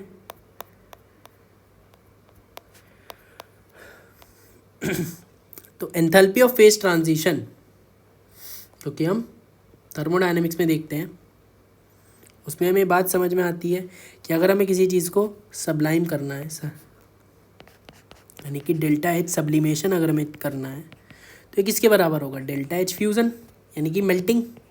पहले उसे क्या करना पड़ेगा, मेल्ट करना पड़ेगा। सॉलिड से अगर गैस पहुंचाना है तो पहले सॉलिड से लिक्विड में कन्वर्ट होने की एंथैल्पी देनी पड़ेगी, फिर लिक्विड से गैस में कन्वर्ट होने की एंथैल्पी यानी कि डेल्टा एच वेपराइजेशन देनी पड़ेगी, तभी वो सॉलिड गैस में कन्वर्ट हो पाएगा। अब भाई सॉलिड को गैस में कन्वर्ट करना है तो पहले सॉलिड से लिक्विड कन्वर्ट करो यानी कि हीट ऑफ फ्यूज़न दो यानी कि मेल्ट करो, और फिर उसे वेपराइजेशन की एंथैल्पी दो तो वो पूरा लिक्विड से गैस में बदल जाएगा। तो बस यहीं से इसी से तुम डेल्टा एच फ्यूज़न निकाल सकते हो, ठीक है। तो delta H sublimation minus delta H vaporisation यानी कि 4 इंटू 2.303 माइनस 3 इंटू 2.303 मतलब बचा कितना, 1 इंटू 2.303 किलो कैलोरी पर मोल। तो डेल्टा एच फ्यूज़न कितना आया, 2.303 किलो कैलोरी पर मोल, यानी कि ए बी सी डी चारों ही ऑप्शन तुम्हारे सही हैं। तो simply that is all are correct, multiple correct answer type question था, ठीक है। सारे करेक्ट हो गए, ठीक। तो देखो इस टाइप के एकदम एडवांस लेवल अब हमने छू लिया है, इससे ऊपर कोई लेवल नहीं है अब एडवांस में, ये मैक्सिमम लेवल अचीव कर लिया अब हमने। वेपर प्रेशर, सॉलिड का देख लिया, लिक्विड का देख लिया, एक्वस टेंशन वाली बातें, रिलेटिव ह्यूमिडिटी वाले, बैरोमीटर वाले सवाल, सब टाइप के सवाल देख लिए। तो वेपर प्रेशर की बेसिक बातें हमने देख ली। इसके बाद आगे देखेंगे। अभी के लिए इतना ही। तब तक के लिए इसको पढ़ो, क्लास इलस्ट्रेशन सारे बनाओ, करके देखो, और शीट जो भी तुम क्वेश्चन प्रैक्टिस करते हो जहाँ से भी, वहाँ से क्वेश्चन प्रैक्टिस करो। सब चीज़ एकदम बढ़िया चलेगी। ठीक है, bye bye, take care, all the best.